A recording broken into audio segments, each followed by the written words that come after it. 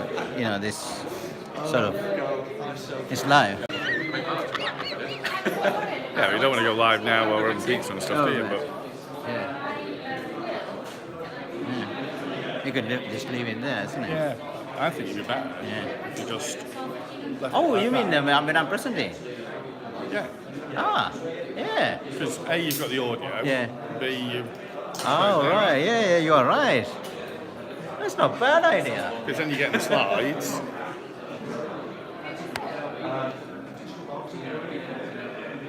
Yeah, All right. There you go, Bob's uncle.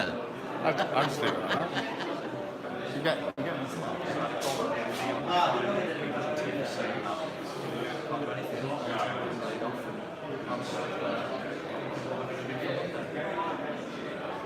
So what are you looking for a new marketer?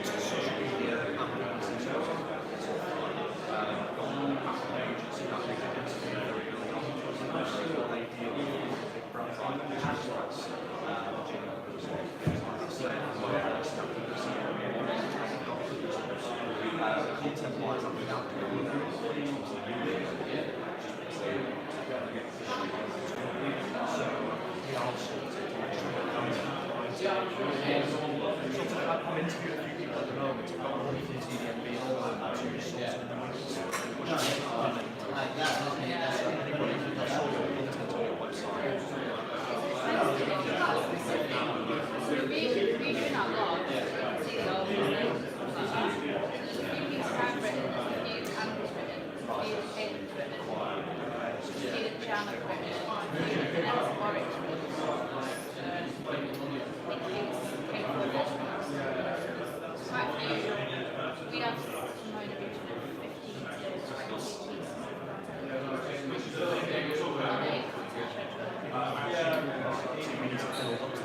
Yeah. So you need an in-house recommendation. Last thing is so we're just about to do the race, so we're trying to get the next 2 months. And then to bring some So we outsource. So we have freelancers like charges us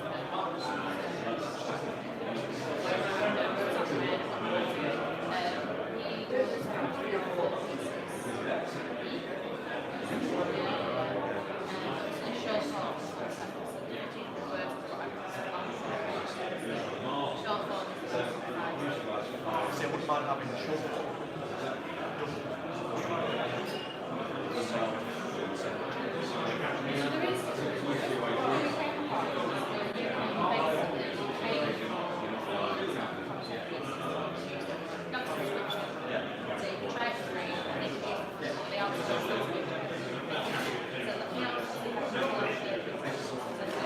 We used it because we found that specifically on the elections side of letters, they were we reference to the right. Careful.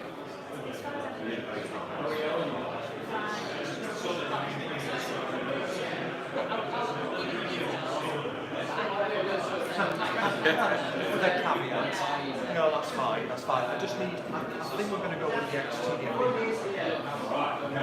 Just because she knows the brief, we briefed it before Christmas, so it makes more sense. We have one. For this year. Yeah. We start at 6:30. What time is it now? 25 past. So you got 5. Nobody's watching. YouTube. I'm sure if you go on Live stream. camera, Huh? I'm sure if you go on camera it'll increase. So Go on camera, and I'm sure it'll increase to about 200 it's not people. going to increase like Are that. you live streaming Yeah. through Techcelerate or Yeah. through? To Techcelerate account.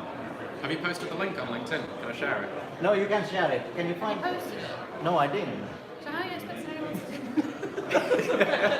No, I said I'll just live stream, but not telling Just in you case guys. anyone sat there permanently on YouTube, type in Techcelerate, enter, Techcelerate, enter.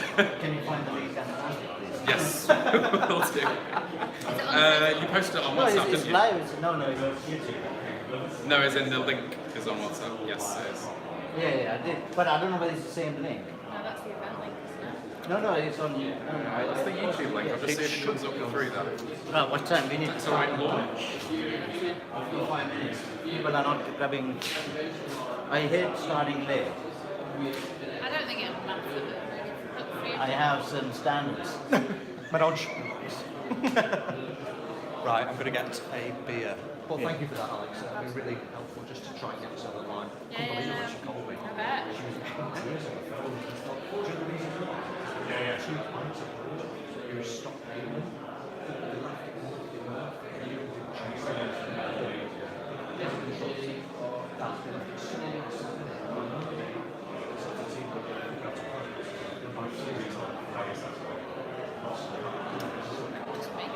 exactly. How's business? Good. Yeah, thanks. What's the title of this event? UK Investment Deal Analysis. Is that what he put? Yeah. Well, that's what I was also thinking. What did it say on the crumpled up Say invite that I had it's a on? presentation of investment data. Deals insights. Yeah, deal insights.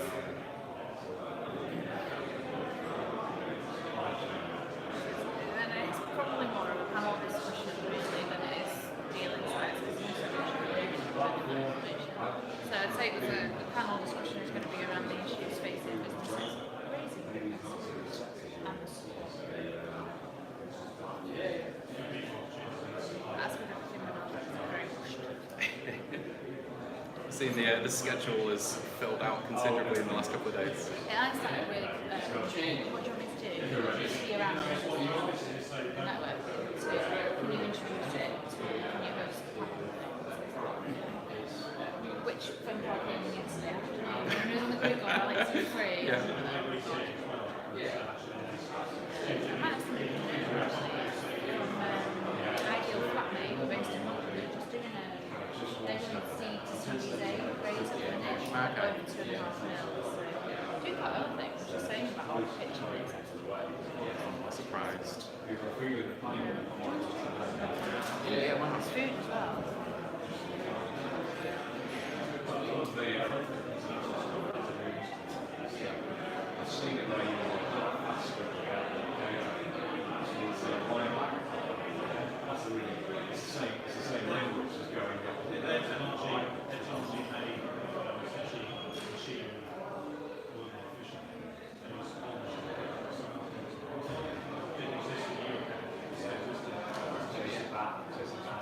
That makes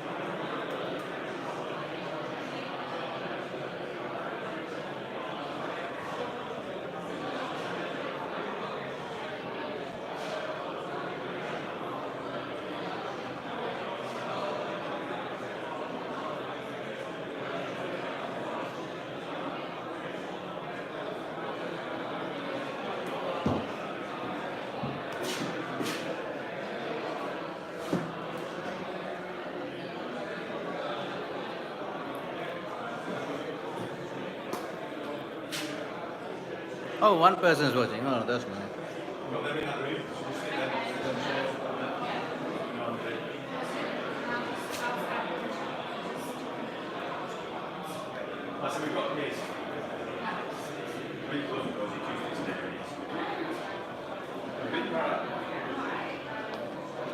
Right, we can do it.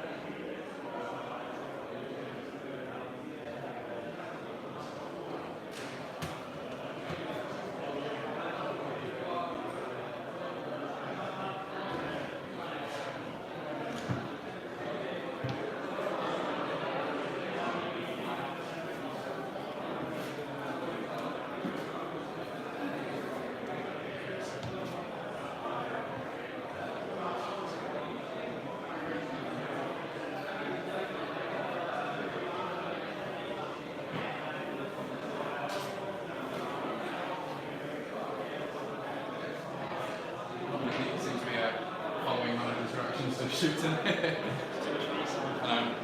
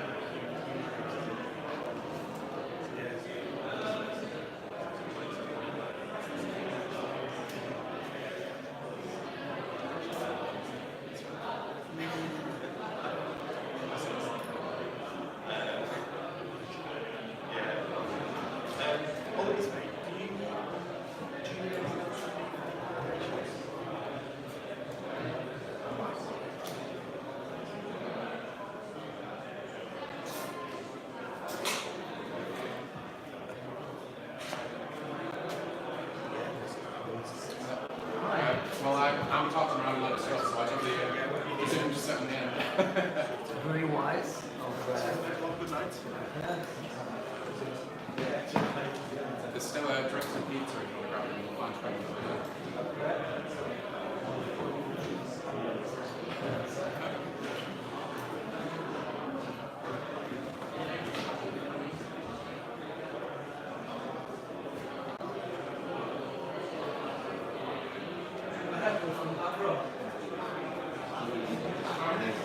Stalking mentality.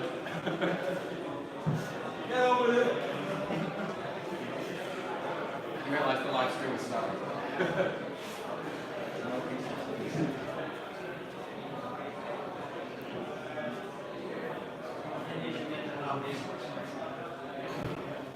I'm just going to do a quick check if I can Yeah, sure, see sure. that it So, works. that's Okay. fine.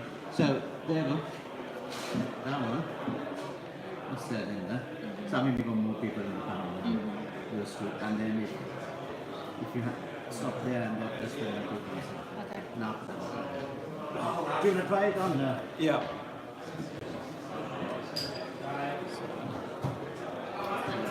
It's Anthony. Hello. How you doing? Hi. Oh, I see you've got that already.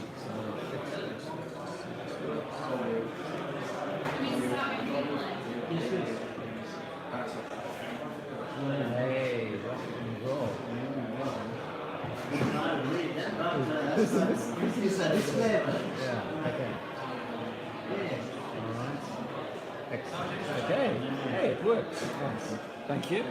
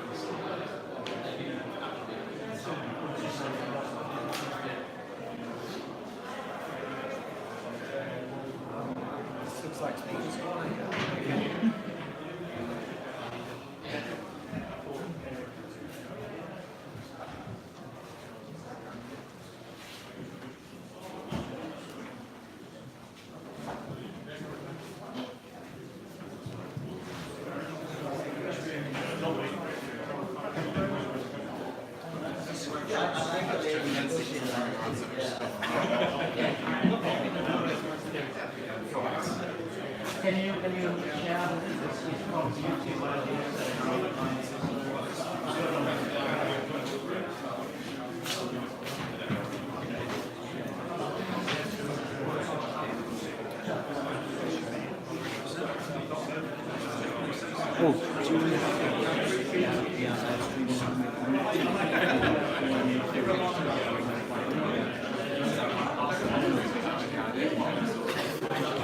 Yeah, but I couldn't do it.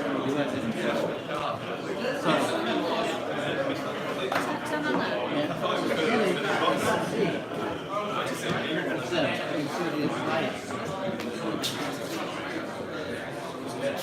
Siamo qui per l'altro.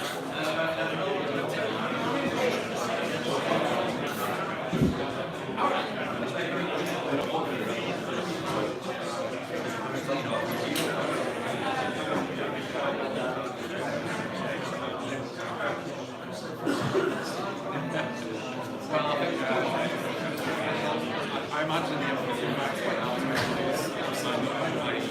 this stage. I could close it. It's a bit of a push.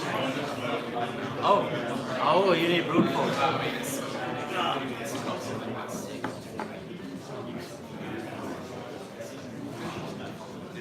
So, good evening, ladies and gents.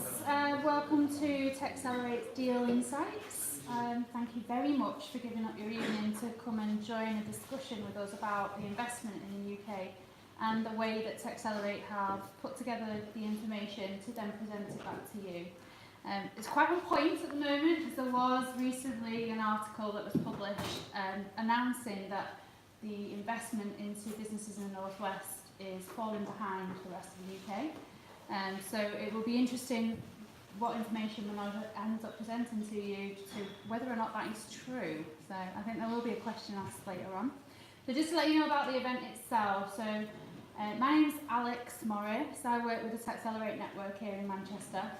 We run local coffees, meets and greets, businesses get together, entrepreneurs, tech founders, and normal businesses as well, and we just discuss challenges facing businesses today, in investment, in growth, in startups, various different things, and we like to support each other. We also do some pitching events as well, so if that's of interest to you, come see me afterwards. I'll get you an invite. Everything's free at the minute, so join now while you can. The focus for this event tonight, so we'll start with an introduction to Barclays Eagles Lab, who have kindly given us the space. Manoj will then take you through some of the insights of the deals data that he's collected and present that back to you. And then we will do a panel discussion centred around investments, raising finance, the issues facing businesses and the support that's available to them. And we invite you to engage with that, so it's quite an interactive one, questions and answers. And feel free to jump in throughout that discussion. At the, I think there's going to be a break throughout, am I right? No, there's No, no break. no break. Sorry. I mean, the toilets are downstairs, so feel free. So if you do need to escape that way, apparently, we, at the end of that, we're going to live stream this as well. So if you can take a look on the Twitter feed. I'm sorry, we're live streaming on YouTube, so I'm sorry about the link. So if you go and look for Techcelerate, you might find it. And if you can kindly share, that would be good. It's bad planning on my side. I have to share it on Twitter. There you go. Oh, right, So okay. get it off to its Twitter. You need it. So without further ado, I'm going to introduce you to Matthew Priestley, who runs you run it here, yeah? Barclays Eagle Lab here, and he's going to just do a quick intro.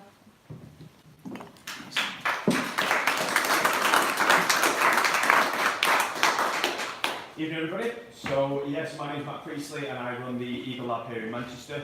Show of hands, how many people know about the Eagle Labs? Oh, I'm getting impressed, this is getting better and better every week, which is great. So, a bit of background, sorry for those who've heard me say this 35 times already. The Eagle Lab started about 3 years ago in Cambridge, where Barclays realised that we're only using 30% space in our retail branches, and how can we help maximise the space that we're already paying for, but also engage with the local ecosystem and the businesses within the space and the area that we're in. So we decided to turn it into a co-working above the branch, which was hugely successful, really engaging with the businesses, and we helped grow quite a few businesses there and help them find investment. So we thought, let's replicate this across the country. And in 3 short years, we've gone from 1 site in Cambridge to currently 22 sites across the UK. We're the biggest network of incubators through the UK and also the biggest network of makerspaces throughout Europe. So here is an incubator. So upstairs we have a 110-person co-working, which hold up to 28 businesses. So what we do here, instead of it just being a normal generic co-working, we work alongside the businesses to try and help them find investment, try and see if there's any mentoring that we can put in to help support the business, or introduce them to any specialists within an area that may actually benefit their business. This lab here is industry agnostic, so we don't have any specific leaning, even though we have a very heavy tech leaning because Manchester's kind of going that way. But at the same time, we do have specific incubators. So in Notting Hillgate, we have a law tech specific incubator, and we also have heads of health tech and agri-tech as well. So if there's any of those sectors that is something you're interested in and would like to find out more how we can connect you into our network, please feel free to come and ask me, or just speak to me at the end. As well as having the incubators, we have makerspaces. So the nearest one to us here is Salford. Down in Salford, we've got rapid prototypers, 3D printers, laser cutters, and that's based in the Landing. And we're doing some incredible stuff with the NHS down there. So again, if you'd like to find out more, please let us know. There's our Twitter, so please add us and keep a list. I don't know everyone who's signed in if you signed up to our newsletter, but as well, because we've got this auditorium, we have quite a packed events calendar. We've got loads of different events happening which are predominantly free to come along to. So it'd be great for you to connect into the space. So thanks very much for everyone for coming, and looking forward to meeting up with some of you afterwards. Thank you.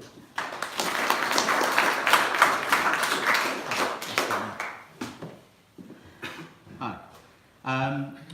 So I assume everybody knows me. In case you don't, my name is Manoj Ranavira.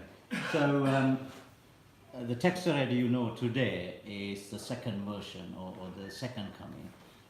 It all started back in 2004 I started my first company, went bust in 2 years, and I worked out then in 2006. I didn't know how to run a startup. I didn't know anyone else running a startup in the Northwest, and I was just going to London. So with a bit of help from KPMG, who got the deal news wrong, I suppose, and TechCrunch, we started a simple event in 2006. By 2013, we grew. We ran over 100 events. We pretty much built a tech ecosystem. We were the only people doing anything around tech entrepreneurs. And part of that journey, we ran the very first tech hub in Manchester, a joint venture with Brontwood. It only lasted 18 months. But we also had a flagship event called Northern Tech Awards, and that got acquired by GP Bulldown in 2013. At that time, I got really tired of running events. It's hard, I know. Sort of I stopped running Techcelerate then. And then after that, I got a chance to go and meet Her Majesty the Queen, which wasn't expected. So if we rewind back to the last couple of years, while I sort of stopped running networking events in 2013, I still kept in touch with startups because I was running my own startups and also investors. And I sort of threw a random comment on Facebook saying, I know startups, I know investors. And then this guy, nice guy with a lot of hair, or not hair, said, Manoj, can you raise me a 2 million? I said, you must be joking. He's, I didn't raise him any money, but he is a great salesman, and he was part of Salesforce. He is now running an AI company called Voice IQ. And then I met, I've known a guy called Keith there in the middle. He's a British entrepreneur, but been in San Francisco for, 15 years. He's now come back to chair Accelerated Digital Ventures, or ADV, that invest into many companies as well as other two funds as well. So Keith said, he thought Manchester was ready for a micro fund, so he said, why don't you set one up? I said, I don't want to run a fund, I don't know anything about funds, but let me see whether we could make some deals. Then I met my friend Phil Brown, who runs Courseware, and he just did a 90 million round with Guggenheim in New York, and he said, yeah, let's do this. So that was a bunch of conversation in 2017. So 2018, around May time, we didn't do anything really. We started a little coffee event called Techcelerate Coffee, which Alex ran as part of the network now. And we got a few people coming in and wanting to talk to us about investment, etc. I mean, in June, we started collecting deal names because we didn't have access to boreholes, for example, which cost about $9,000, I think. Or lots of databases that got, it's got a big paywall up front, and we only read news from time to time. So we thought, let's start collecting some data, which obviously I'm going to present today. And then we started our first coffee event in London in November. And without knowing, as time has gone, it's 2019. And then we had time to talk to many startups and understand what some of the problems they are facing. And I think, can you raise your hands if you're running a startup, please? Right. Keep the hand up if you have actually failed running a startup. No? Very few. Okay. Okay. Yeah. I failed many times, so maybe you can't quite beat my failure. So this is based on somebody else's research. I think one of the main issues seems to be that companies fail because they never reach a product market fit. They can't get to that the start of a scaling. But behind that is they haven't got enough cash to keep going until they find that sweet spot. So running out of cash is a big problem. Most businesses fail because of that. And then another thing, I experienced all this except the last one probably. Well, a bit of last one. And founder dispute is a big issue. I mean, I won't name it. I'm based in the Eagle Labs, and one of the colleagues next to me, and he's just when he joined, he was with another founder. They've split, and he's running, he set up a new company. And that's how actually I started it back in 2004 as well. So you have all these problems, but in a common theme around all these issues is money. Money causes problems, lack of money. And it's very hard to find cash for startups. But if you look at Manchester, we got a lot more investors in Manchester now than ever before. We got Mark in here, Mark Sherman around Berinshire. That's a tier 1 VC firm. Didn't have any representative in Manchester before, now we do. We have Walker Hirsch joined Amadeus. He was an angel investor before. Now we have tier 1 again, another investor in Manchester. So there are more and more are coming on board. But at the same time, the number of startups keep increasing. Everybody's running a startup. And especially young kids, they're trying to raise a million before they even start looking at how they actually could turn that into a product. But running a startup is hard, and then if you want to raise investment, you have to take your eyeball off the business, and during that time the business could suffer significantly. And that's always a big problem. So we've been talking to many startups, and we're trying to find a model where we could actively help and make a difference. But at the same time, we are a business ourselves, so we've got to make some money ourselves. And you can't really work with very, very early stage companies where they don't actually have any money, and us trying to charge something from them is not fair, and it shouldn't be the case. And you have accelerators, but unfortunately accelerators still only take a fraction of a small number of companies. And Jamal here is going through. Some accelerators, my accelerators not. Right, sorry, yeah. Okay. Yeah, there are different type of accelerators. I've got a half-written blog post about it, but I haven't, maybe one day I'll finish it. So what we're trying to do is look at the landscape and see how can we get companies into the growth stage. And you got all the way from an idea to the so-called MVP. And a lot of people ignore this third stage that I try to focus on, because people talk about product market fit, but you can't get to that until you really understand the problem. If you don't understand the problem, you're going to end up building something that's not going to solve that deep problem. So we think it's around our space probably is once you got some traction, you could see recurring revenues, and maybe that's the time we could help. But Techcelerate itself, we're not a fund. We're trying to help companies get investment ready, and then work with them to get a closure. But we're also looking at very much around strategy. How do you position the company? So some of the data that we collect actually helps that as well. And we also got what's called Techcelerate specialists. We have one over there.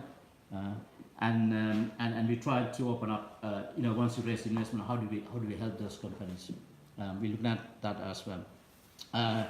So running very quickly, again, we're trying to look at this from the different type of funding, and you got the family, friends, and fools. So, for example, going back to my 3 mark shots, and in a way, what the first one, Much, what he's done is he's very good at selling, and he raised over $1 million just by pitching to passive investors. And he started with that. So if everybody can do that, that's great. I know I can't do that. And we're looking at, even looking at Manchester. Manchester, hopefully I will prove to you that it's quite hot in terms of tech. Still a fraction of London, but nevertheless we don't actually have many accelerators, and some of the accelerators do not help in terms of cash. And cash is sometimes quite important to startups. So we got some missing pieces in that very, very early stages. And then once you got pre-seed, seed, I think probably we can't really help until you got somewhere down the line and you got some customers and some traction.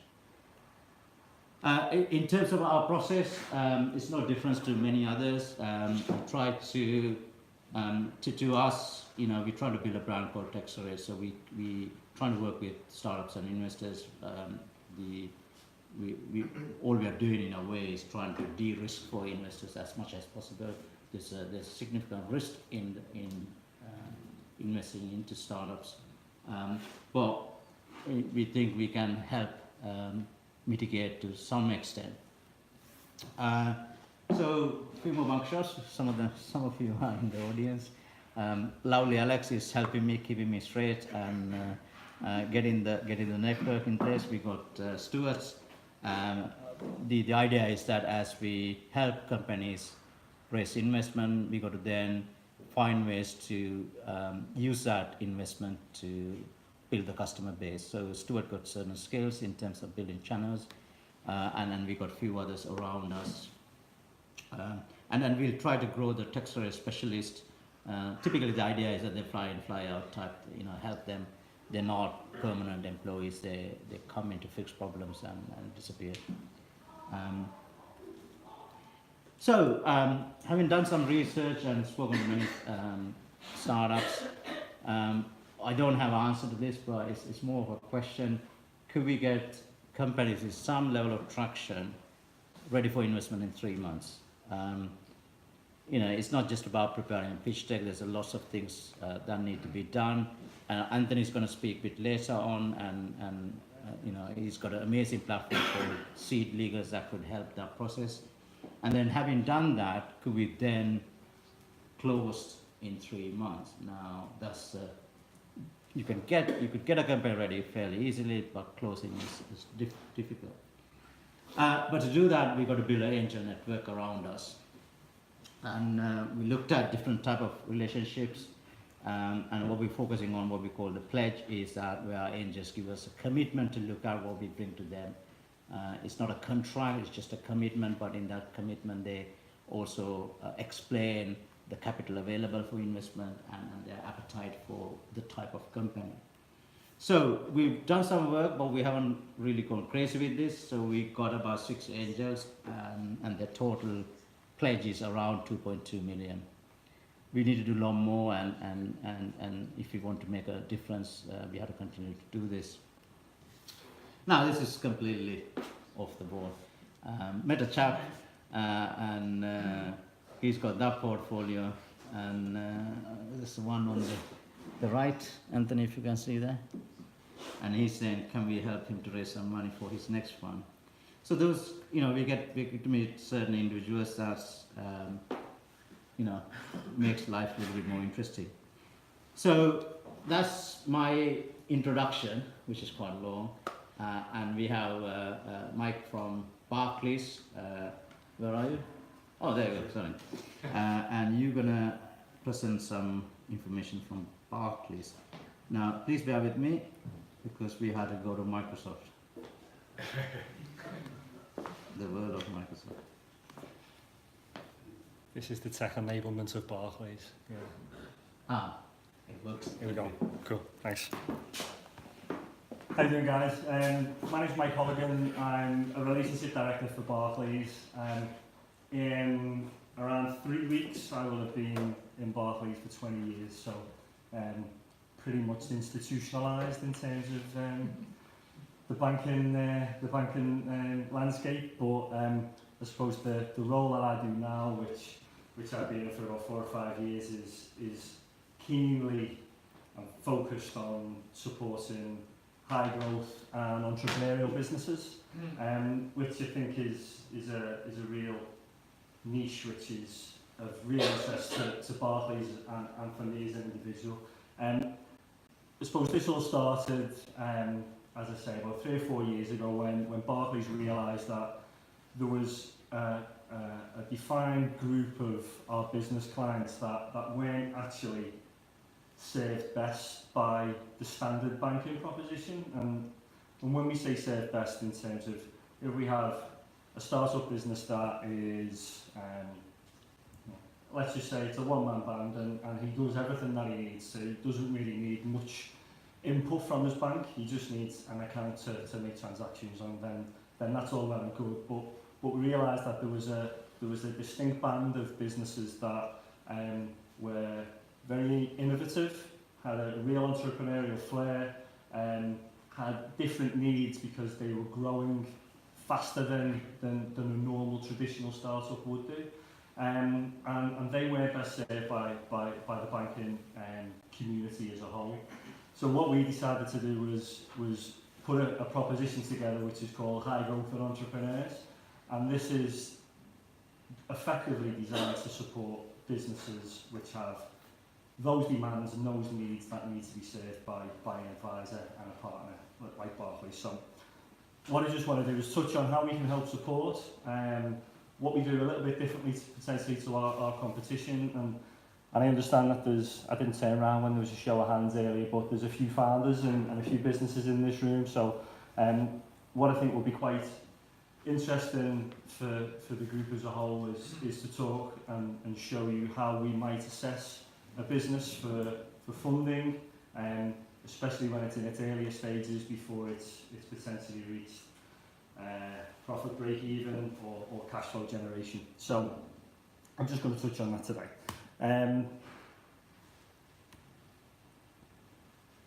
Yeah, that's pretty much the agenda. So what we designed and how we're going to support, what our borrowing proposition looks like to businesses and how that's a little bit different to the high street bank norm. Run you through a quick model in terms of how we do that. And in Barclays we love our acronyms rather. So we've got one called PIPE, which would be nice and easy for you to remember, but it's quite powerful in terms of what we use to analyse and assess businesses. And then maybe just show you some of the clients that we've helped over the past few years. So this is our model in terms of what we described earlier, and in simple terms it's got 4 pillars. So the first pillar is effectively a different relationship approach compared to what other high street banks would do. So we have specially trained relationship directors like myself who look to understand the needs of growing businesses. We've had special training with Cambridge Roots Business School and a local company called Winning Pitch to try and help support businesses which are growing and have maybe different demands than as I say, your standard organically growing business.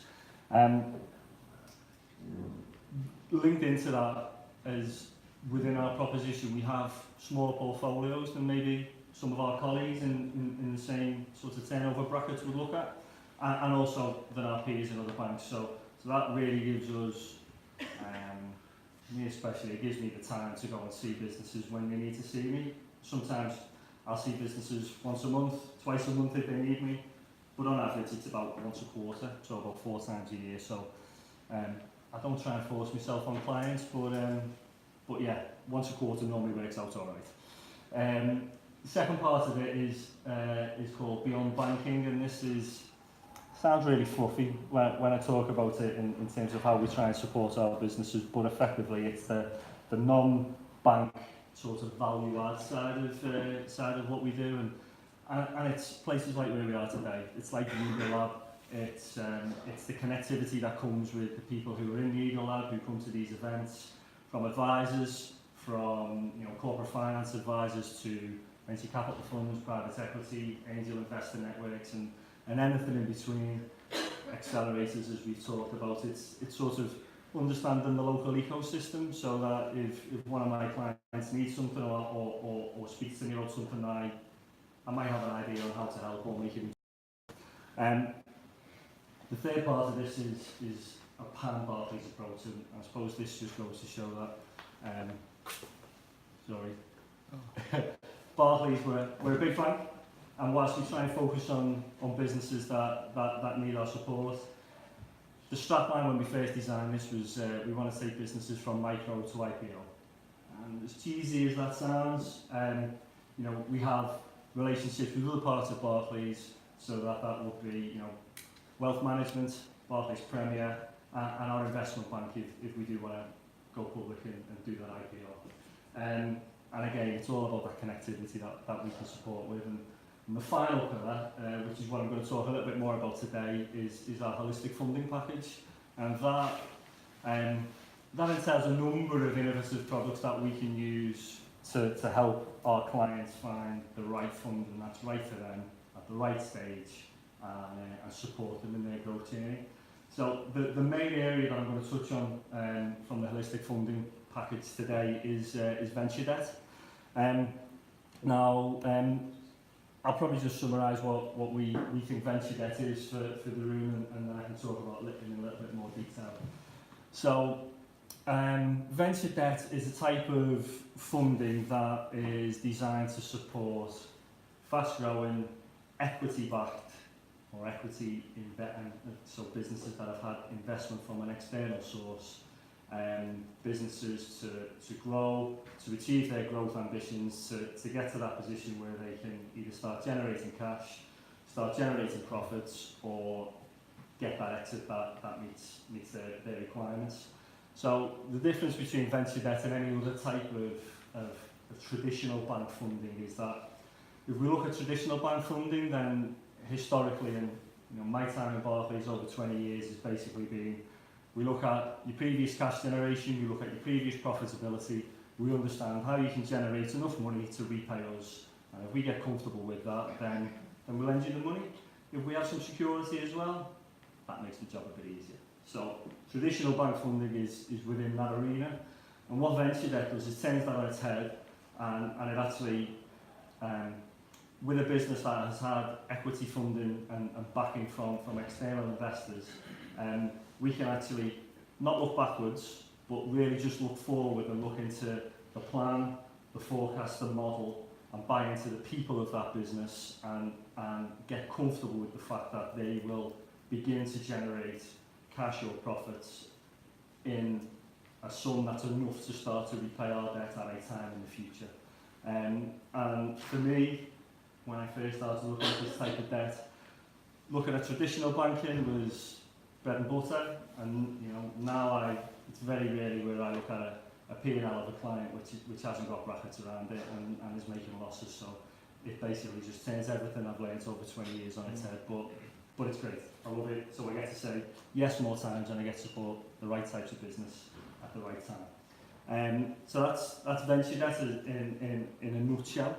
And when we look at this graph here, there's a few stages of businesses where equity is involved, and where the series are moved through as the journey of a business, or the growth journey of a business develops. So if we look at the top line here, the solid blue line, they're ideally what we would see happen with sales. And when we see businesses growing that quickly, in many cases, the profit that they make from those sales is being reinvested back into the businesses. So that creates a loss-making position, and it burns cash. So how does the business continue to trade if it's burning through cash and is not generating any? Then that's supported by an equity investor, but it's also potentially supported by a venture debt product. And that takes us through sort of post-seed here, which is sort of after that friends, family and fools that you talked about earlier. Straight away through to Series A, and what we class as Series A is potentially a business that is generating revenues of around $1 million, and has potentially had equity investments to around $1 to $2 million plus. And as the business starts to burn this cash, going right the way down to the bottom of the curve, Series B comes in, and that's where we can see sort of higher sums of investments and higher sums of debt. And as that model turns into the business, hitting that sweet spot that again that you mentioned earlier, and getting to this position where they can start to break even and effectively enter those traditional banking facilities that I was talking about earlier. So what venture debt can actually do is support this cash burn of a business alongside some equity, and get the business to a point where maybe they don't need to dilute as much by taking on further equity, or work alongside an equity provider who might not want to risk as much capital as they've already put in. What that means is, when a business is burning through cash like this, high street banks generally don't like to support. But the product that we've designed It really does help us support businesses, and that helps us keep those clients for a longer period and support them in the right way. So that's what we can do, and that's what supports a lot of the clients that I look after. And in essence, that added to some of the products that we can provide, partnerships that we've got with the likes of Market Invoice for selective invoice discounting, as well as other traditional forms of funding, are ways in which we can really differentiate ourselves in Barclays away from some of our competitors and support clients in the right way.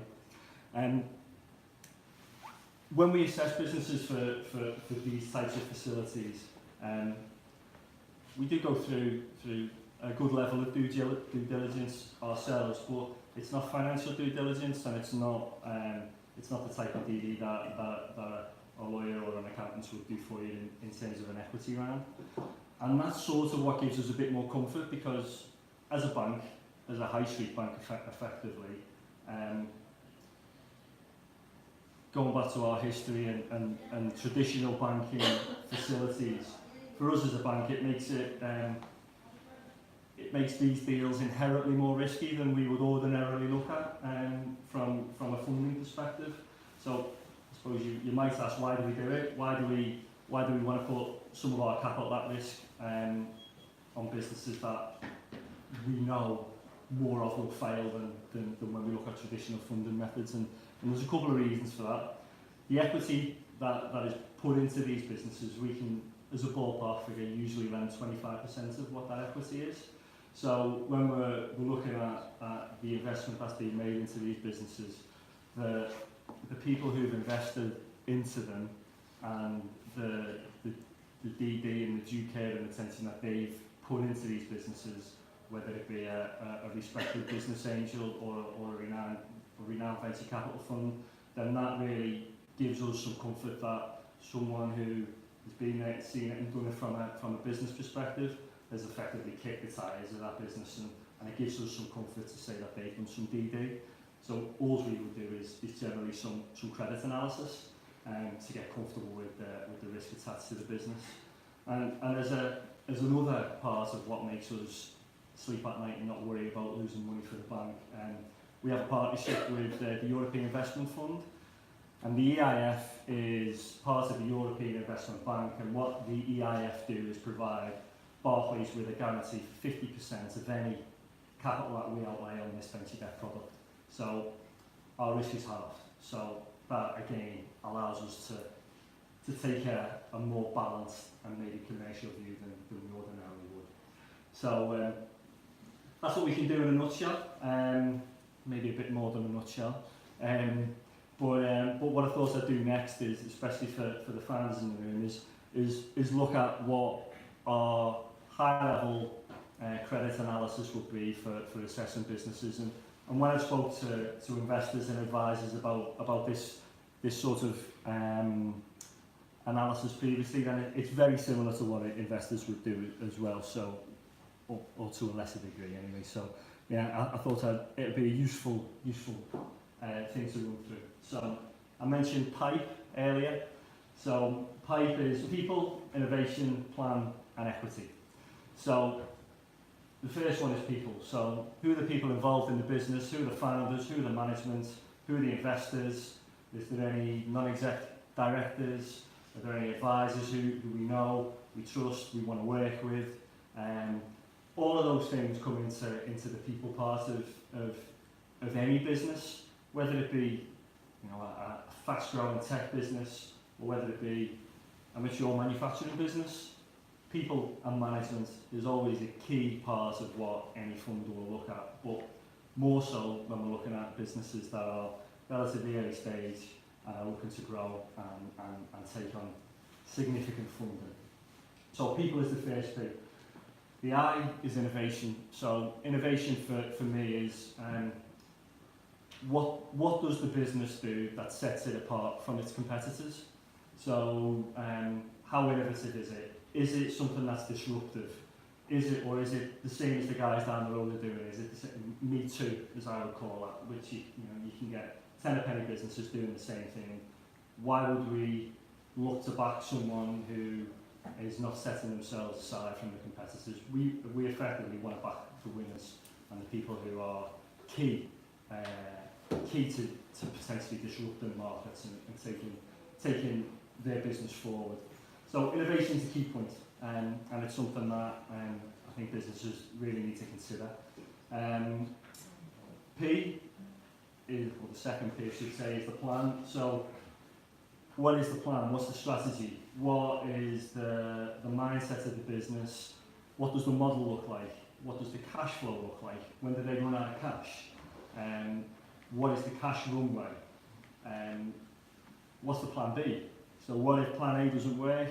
What levers could they potentially pull to reduce costs and effectively run the business for cash quicker, so that they get to a position where they potentially break even quicker, or do they, if you're growing really quickly and you've invested heavily in developers and sales and marketing, is your tech built? So do you really need to have the developers there going forward? Sales and marketing isn't working. Can you pull them levers and reduce those costs so that you can run more like a traditional business in the short term and then take stock? The plan is good. The plan needs to be good, and the plan is what the bank and investors will definitely buy into.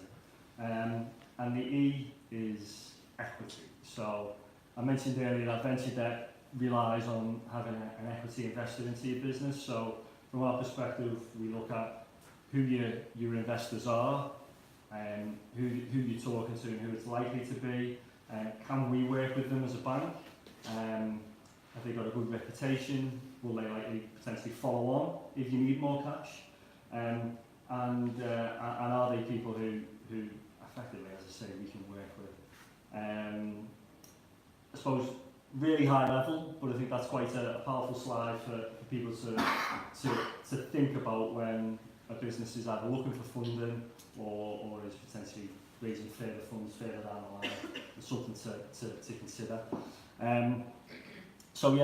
Lastly, I just thought I'd show a slide which effectively has some of the deals that we've done over the past couple of years.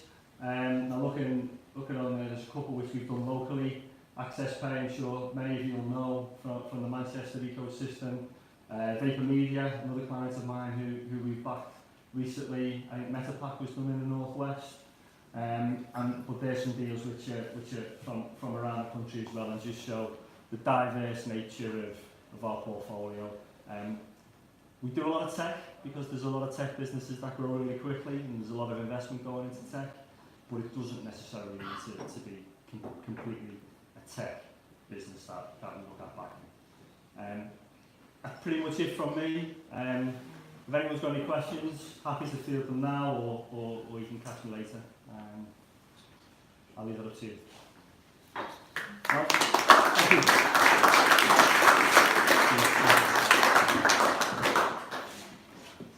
Just bear with me till I get to the next one.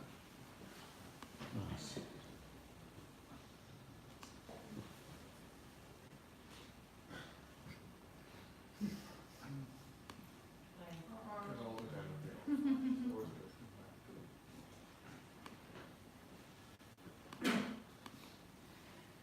Okay, so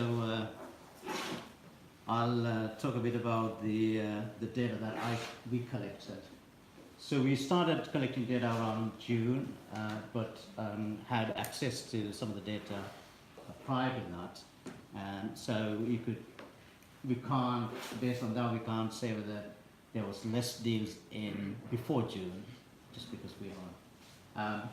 But certainly what we've seen is there's a lot of deals happening since we start capturing. But what I try to do is just to highlight the headline figures that we captured about 5 billion worth of investments going into about over 500 companies. That is all based on publicly available information. Now the real number could be much higher. I think Bohost is reporting 7 billion, and sometimes these companies include non-tech deals, but also these days it's very hard to work out is that a real tech company or not, because you got fashion tech, travel tech, you got so many different techs. Are you all right, Jamal? And what we've also seen is that we've included some of the investment raised during IPO event. And the last one is quite considerable, and that's actually from Manchester. So in terms of the spread, again, you have to, you know, we've only started doing it from June, so above the red line is the data that we really captured, and you could see that quite a lot of deals are happening each month, around 50 plus. So what I realized is when I'm trying to create these graphs is that collecting data is one thing, but if you don't actually tag them properly, you know, what's going to come out is a bit of a jargon, a bit useless. So, you know, what is AI? And, you know, AI is built into many different, you know, it's just another iteration of technology to me in one respect. So, you know, I think nobody's surprised to see that fintech is where most of the money is going.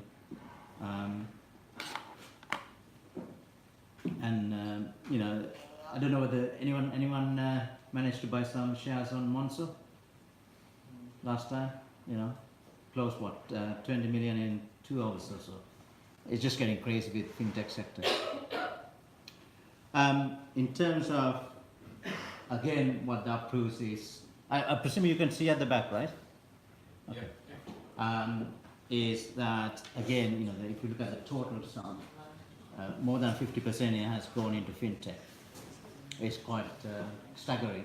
But then next to that is you got health tech, which is quite sizable.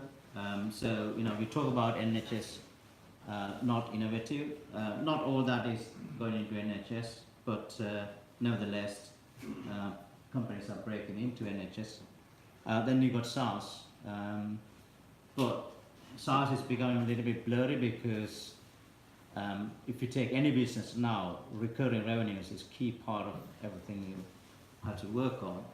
So SaaS is started as the business software, but it was very much around the recurring revenue part. So some of these, you know, where I might say prop tech might be actually on a SaaS type business model. So it's getting a little bit mixed. What is what? So in looking at the regions, I'm proving here that North Wales is only second to London, but people in South might object to that. But that's simply based on the data we collected. And to some degree, it's helped by the listing of AJ Bell, which increased the equity coming into the region. Yeah, you know, 300 million is a lot of money. So this is just looking at the Northwest companies. Again, before June, we didn't have much data. And you know, AJ Bell just kills it, doesn't it? Just makes everything else look small. So I took AJ Bell out. This is what we ended up with. But these are some of these companies. You know, it's like I've never heard of. I mean, I knew about Metallion, the second one, which is based in Altrincham. But some of the other companies, you know, you don't hear on a day-to-day basis. The UK fast figure is, I took it from a database because it's not publicly disclosed, so I don't know whether that's true or not. So this is a little bit more data in terms of what they do and where the money comes from. I think if people know about BGF, I mean, they are very active. They invest not just into tech, they invest in different type of businesses. But this shows that they're very active in Northwest as well. I've got a spelling mistake, so hope you can detect that. And you know, health is important here, so we got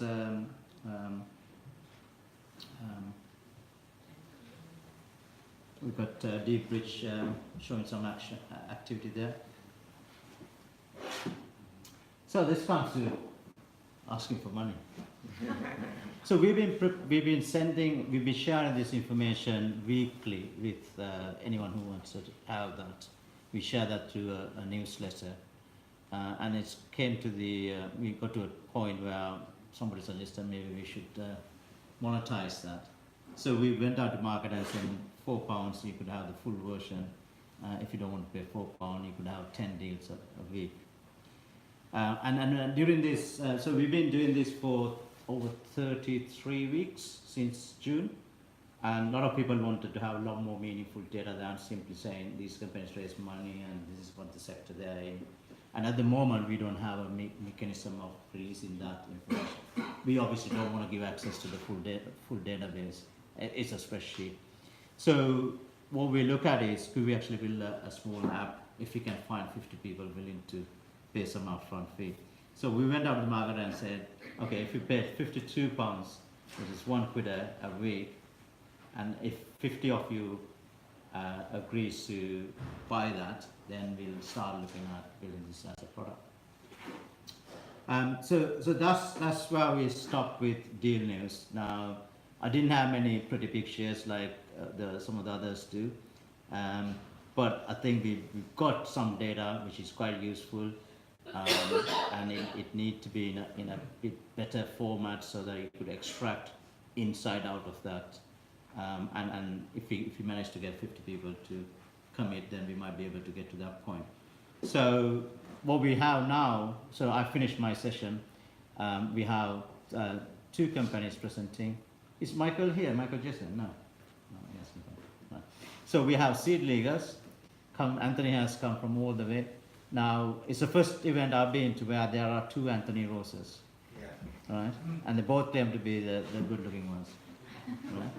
So this Anthony Rose came all the way from London, so he's going to talk about Seed Leaguers, which is, I think, a really, it's not just a beautiful piece of software, but it's also providing a significant value in terms of, especially around fundraising. And after that, we got Shoaib, a local boy. He's talking about R&D tax credits, and he's got a new product, SaaS product called RD Vault. I've actually gone through that. I was one of the people who didn't get to hire a specialist to help me raise R&D tax, and I use his product, and money's in the bank, and I've already spent it. Okay. But with that, can I hand it over to Anthony?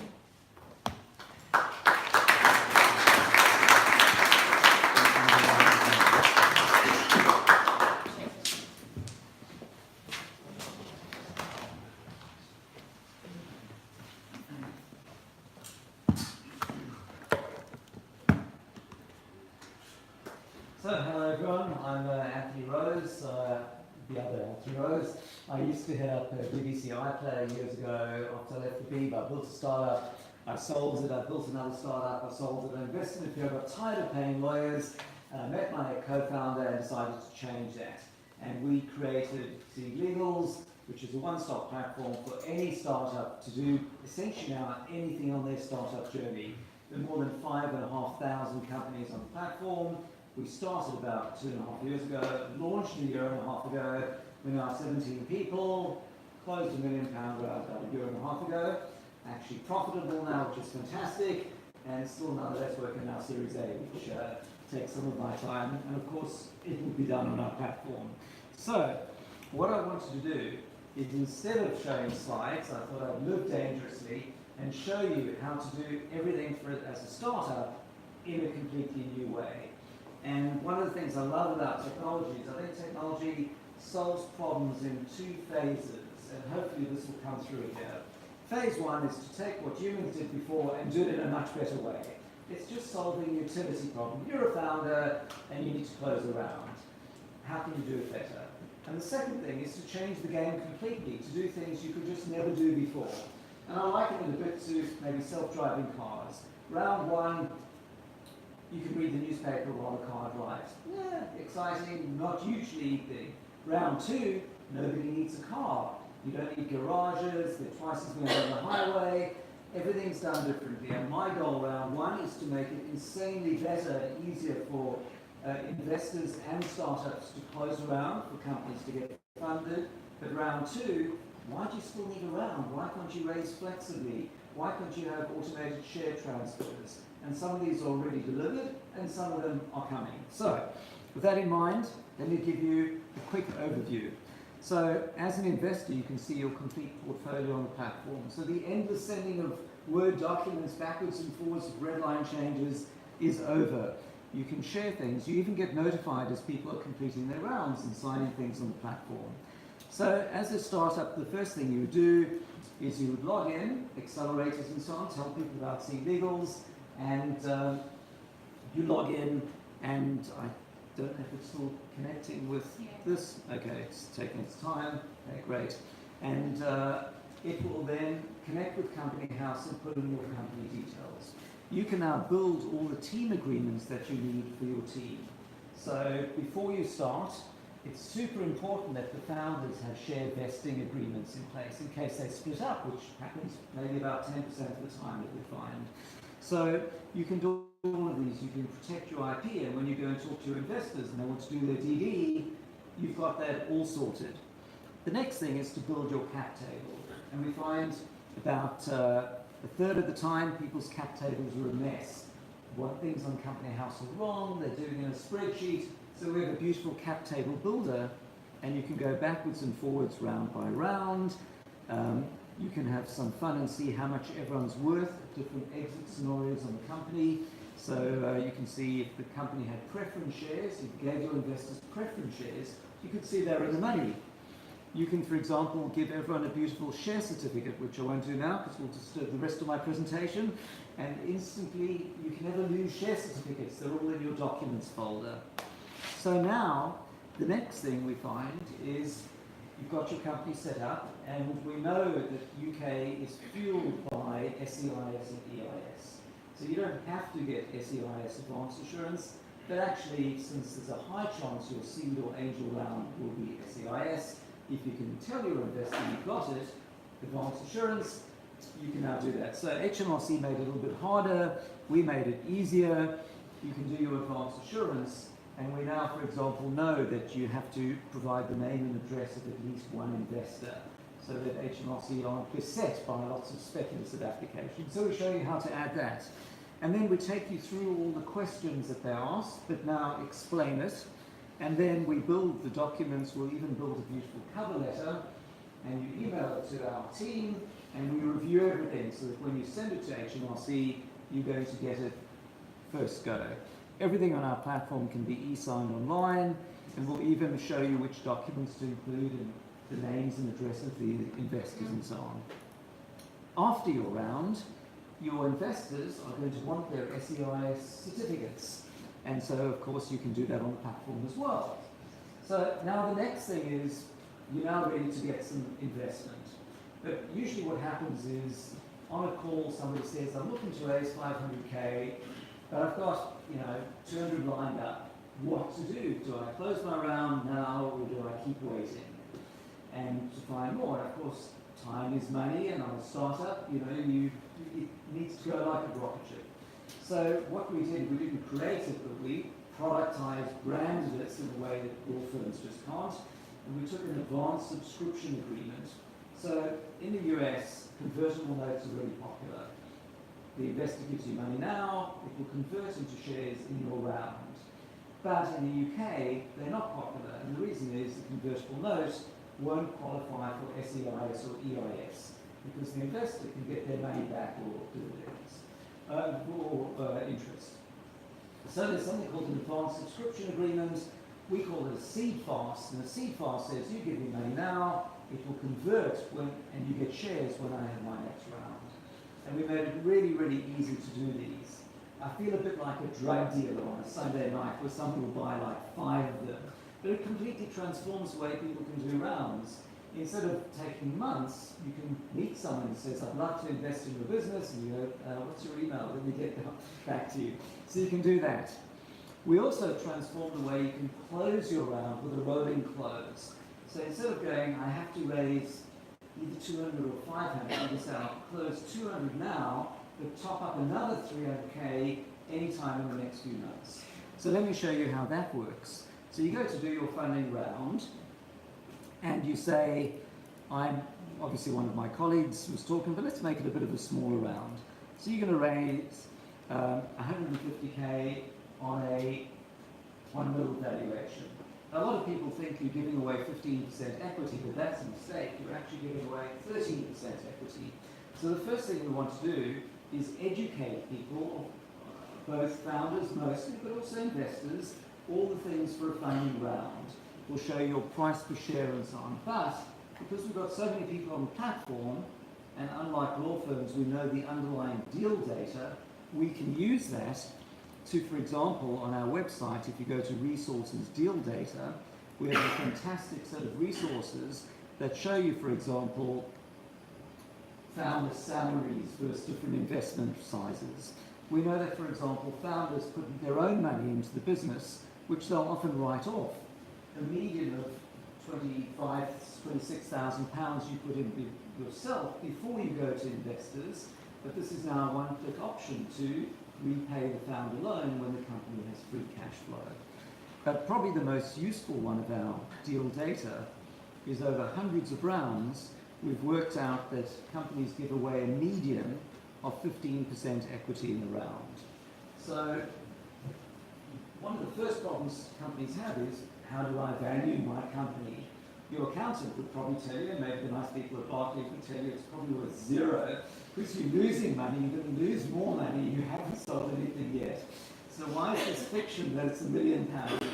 And it really is because your investors have to get some equity. So this is fantastic. So if you're a founder and your investor's asking for 35% equity for a bootstrap round, we can tell you, you're over here, you might want to have a chat about that valuation. But it also shows you perhaps the amounts that you might want to raise. People often, I think, want to raise much more than they should be at that stage. They're going, I'm looking to raise 500k or £1 million on a multi-million valuation, but actually you can't spend that amount. You might want to raise less. And what was quite interesting is when I found this little blip over here, I call this the rise of the salami round. So when you go to a law firm, it's so complicated and expensive and slow to do a round, you tend to do a funding round every 12 to 18 months. But for a founder, that's really, really stressful because the first 6 months you've got oodles of money, yes. Party time, pool tables, and then the next ones you're not quite hitting the metrics you promised, and then you see the wall arriving, and you can't go to your investors because you don't have the traction. So what if you could raise flexibly? And what we see is people obviously legals raising small amounts frequently. So we then turn that into a product we call instant investment. But going back to the round, now you've perhaps got some more insight into how much to raise, what dilution. You can now create your usual 10% pre-money option pool, which the investors want. You can then add investors. And the investors, you can give them SEIS or EIS, they can be convertible notes, you can give them a discount, you can mark them as an investor. The system works out all the arithmetic for you so that you're not going to make mistakes or have to use Excel. And then we go through and build every deal document for your round. So from the term sheet, we'll build the investor consent. When you need your shareholders agreement, we'll build that, the articles, and all the things to close your round. And the way that works is that we essentially walk you through the key deal terms. So normally when you use a lawyer, you get 60 or 100 or 200 pages of documents, and you're reading it going, in here someone is trying to trick me, I just need to figure out what it is. But my goal is to transform that. So you set all the inputs that you want. So will you get drag and tag? Will you have investor consent? And we have articles to show on all of these what you probably want to do and data for different size rounds. And so actually in the future, people won't need to read deal documents. You'll just look through preemption, yep, drag and tag, yep. But for the founder, you'd start by saying, this is one of my, obviously a company one of my colleagues was talking to earlier today, a marketplace for drones. And so we'll walk you through all the items in a round. And so typically your funding round, you'd say, I'm raising a certain amount, then I'm closing the round. But you can say in one click, actually I'd like to raise another 500k anytime between that date and that date, offering SEIS or EIS. You can tell your investors whether you've got your advance assurance. and we'll take you through all the things in the round, drag along, tag along. And what's interesting is, as the founder, you're now learning about how things work. How does investor consent work? So at the end of it, you actually understand it rather than just looking through documents trying to reverse engineer them. So once you've done this, it then goes on to build all of your deal documents. So you can zoom into your term sheets, you hit the share button, you can share it with your investors, everyone signs online. In our own funding round, I was delighted that I think our law firm investors signed from the beach in Ibiza on their iPhone, which I'm sure is the first deal they've done that on. But your term sheet, for example, will have not just your deal terms, but your cap table, that pre-money option pool is now that post-money, and everyone can sign on the platform. And of course, after your round, you've raised all this money, you now are hiring team members. The next thing is you can give them EMI options. And here we would also help you understand that if you give shares to people, they'll probably have a hefty capital gains tax bill, so you'll give them share options. Anyway, this is Seed Legals, and I think some of the deal data you'll find on the site. I do look at the Bohurst data. I see they put out some data saying a decline in UK investment in the last quarter or something. I think that actually it's people doing rounds on Seed Legals which we don't give them data, and as our numbers go up, I see their numbers go down, and I think my number of seed rounds done on Seed Legals in the last year, I think is not far off, and even greater some of their early and seed rounds. So I'm not convinced there's a downturn that is seen on some of the articles. I think just the usual sources where people have been going and where they've been getting their data are now going elsewhere. So thank you very much. And if you're doing a round, please have me help.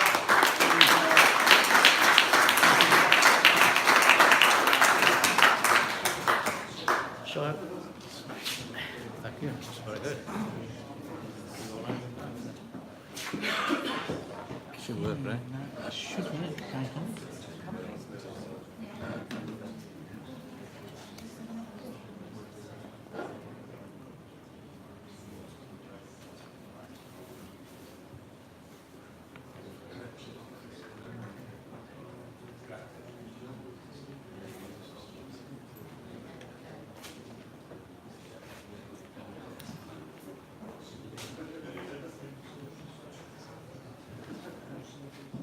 Okay, cool. Can I have a show of hands to prove that you're alive, awake, and focused, please? Could you make the better hand? Okay, cool. Well, I'm about to bore you guys to death. I'm going to start talking about tax. My name is Shoaib Patel. I'm the founder of RD Vault. I started off life as an engineer. So I studied electronic and electrical engineering and specialized in semiconductor wafer design. This doesn't mean I can wire a plug, okay? So, just so you guys are aware. I then became a chartered accountant and, in essence, specialized in tax advisory, IPOs, MBOs, dispensing tax advice, share options, valuations, and also research and development tax credits. So, over the past decade or so, I've probably helped businesses claim back between 10 to 15 million pounds of R&D tax credits. So what I'd like to talk to you about is a bit about the R&D tax sort of ecosystem and infrastructure that we have in place here in the UK. And just to confirm, I can't use an advocacy.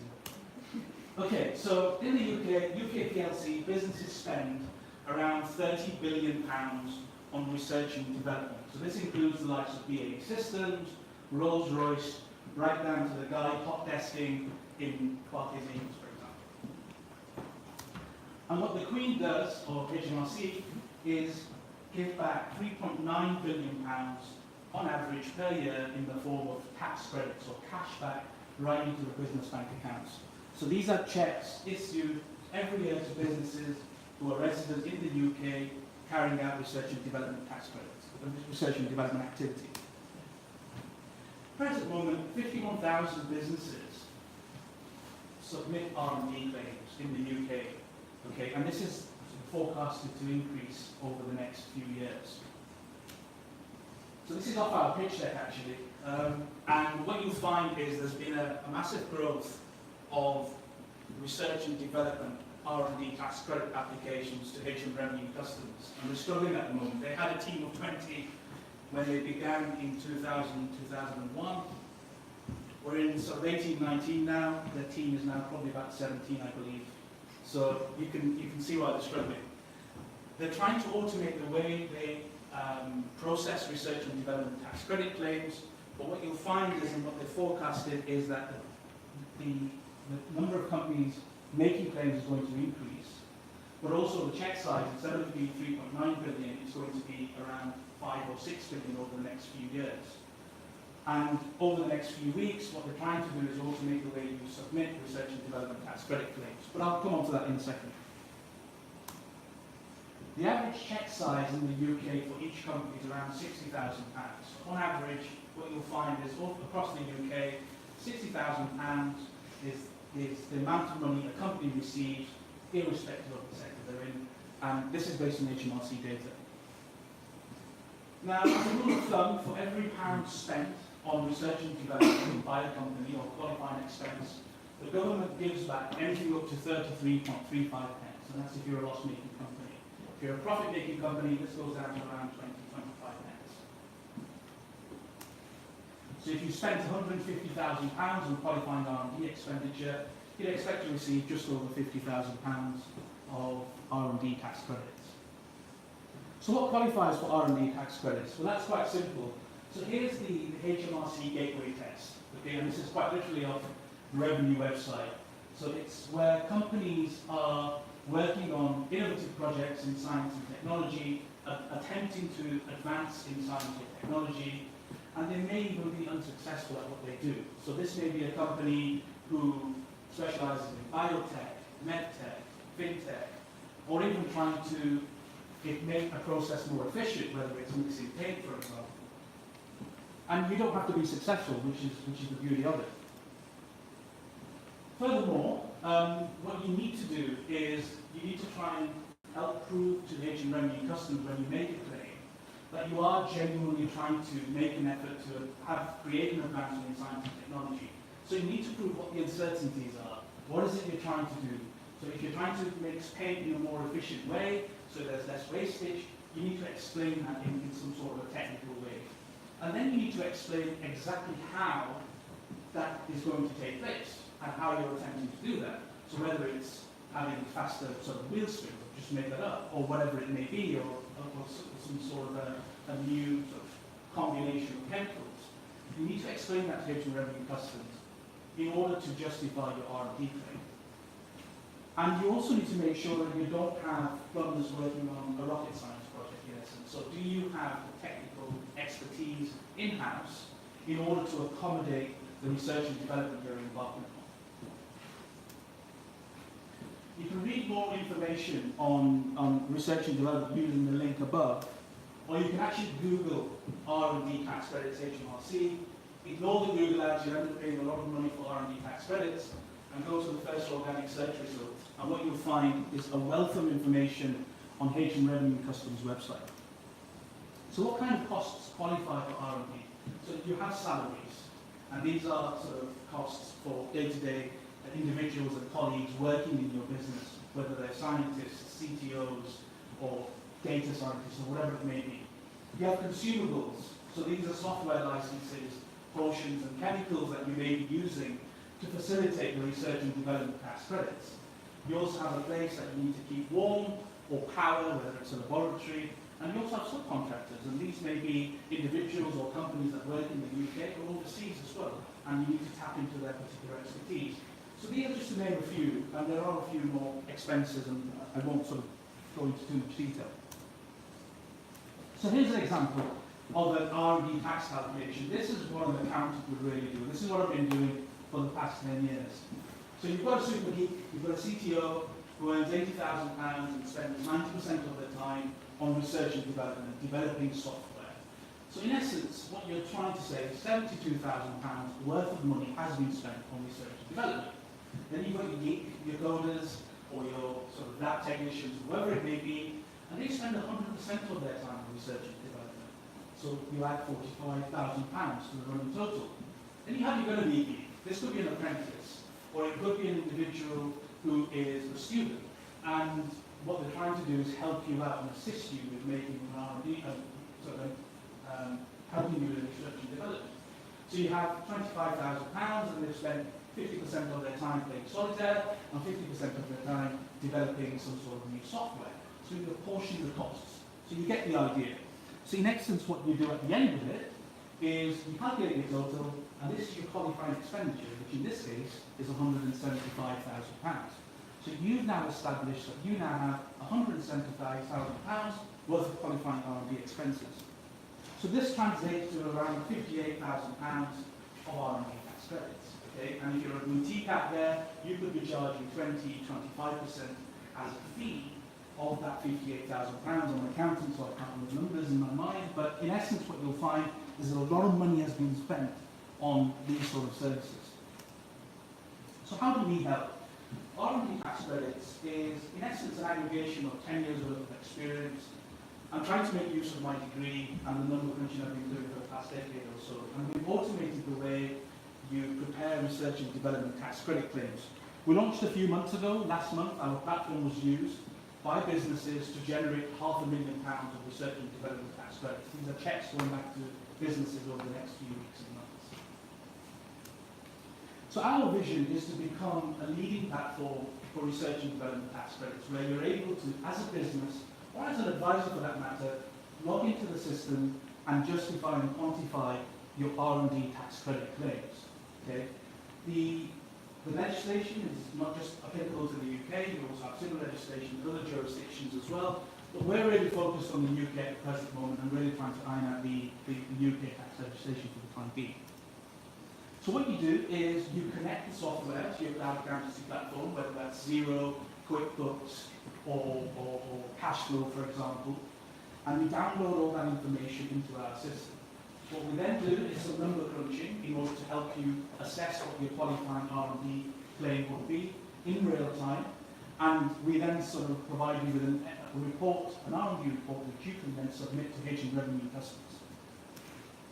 So what does RD Vault look like? So any SaaS product without a dashboard is incomplete, so I'm going to show you that first. So what you have is, in essence, a series of graphs actually. And are there any accountants in the room? Okay, cool. Okay. Well, at least you guys are wrong.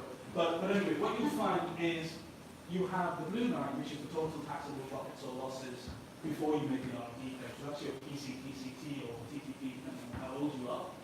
And then you have your red line, which is the enhanced losses that the company makes by virtue of the R&D claim. And then you have the yellow line here, which is your research and development tax credits, the amount of money you're going to claim back from the government over time. And this is done automatically for you, and this is easily understood, whether you're an accountant or otherwise, and lots of helps and tools online in session for us to guide you to do that. If you have a number of projects, so say you have a project which is a hardware project, and a software project, and an AI project, you can see exactly how those costs have been allocated in the various graphs as well. And I'm holding to that in a second. You then have a screen which lists all your projects for you, so you can actually fully appreciate exactly where the company is spending most of its money, whether it's on project A, project B, project C, etc. You also have a list of all your transactions downloaded from Xero from your accountancy platform, and you can quite simply click on any one of these links, and you can see a breakdown of all the transactions exactly how you would on your accountancy platform, which means that you can then allocate the percentages, whether it's 50% or 20%, to calculate the research and development tax credit claims. We've made R&D really simple, so these are all the subcategories that you would find when making a research and development tax credit claim. So if you click on any one of these buttons, you can actually go through the legislation on a yes or no basis without having to need any prior knowledge of accountancy or tax. So just honing into this again, as I explained before, this is quite an important piece of crap. Okay? This isn't something which is readily available in the industry at the moment, but you're visually able to view exactly how much money you're going to receive over time. So this is actually Manoj's R&D claim. He was due back £200,000 with research and development tax credit. I'm kidding. But on a serious note, what you'll find is at each point in time, you can actually establish exactly how much you're due back from the government. It's an annual event, so you can only receive a check once a year. If you can actually see and understand exactly how much you're due back at any point in time, with that business intelligence and insight, you can make better business decisions. You can start recruiting somebody in May 18 when you have enough cash flow to get you to September or October 19, or 18 in this instance. And when the money drops in, you're back in the positive again.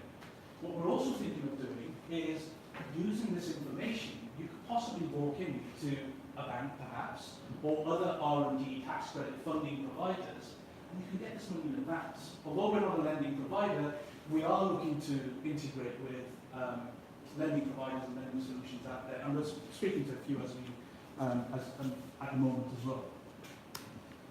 Okay, so again from the pitch deck, and this is just to fully help you understand, we've got all the ticks and the competitors don't.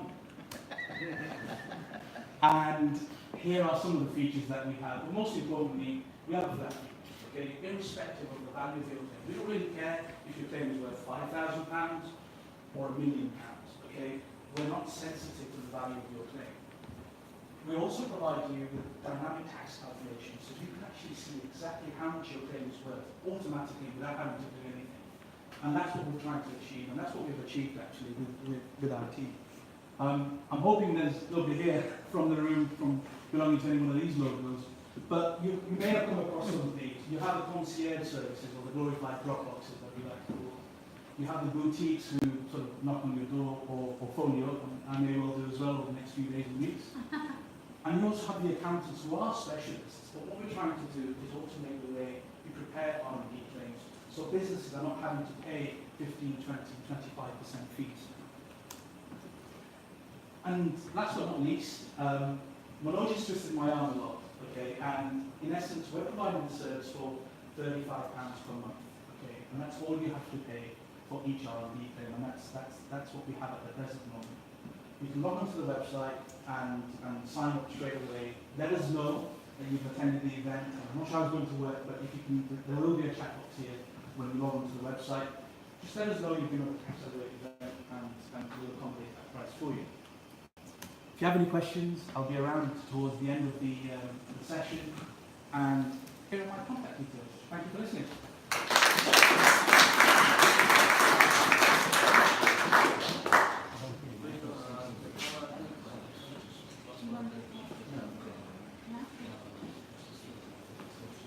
Mark, are you still okay? Yeah. So Mark's going to join. Andrew wants to sit and ask questions. Do you guys want to come to the Do you take those chairs? Yeah. Matthew, you're going to join us? Yeah. How many is it? So 2, 3, 4.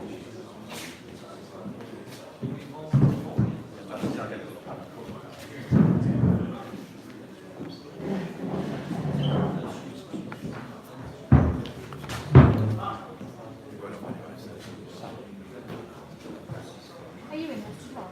Am I here? Do you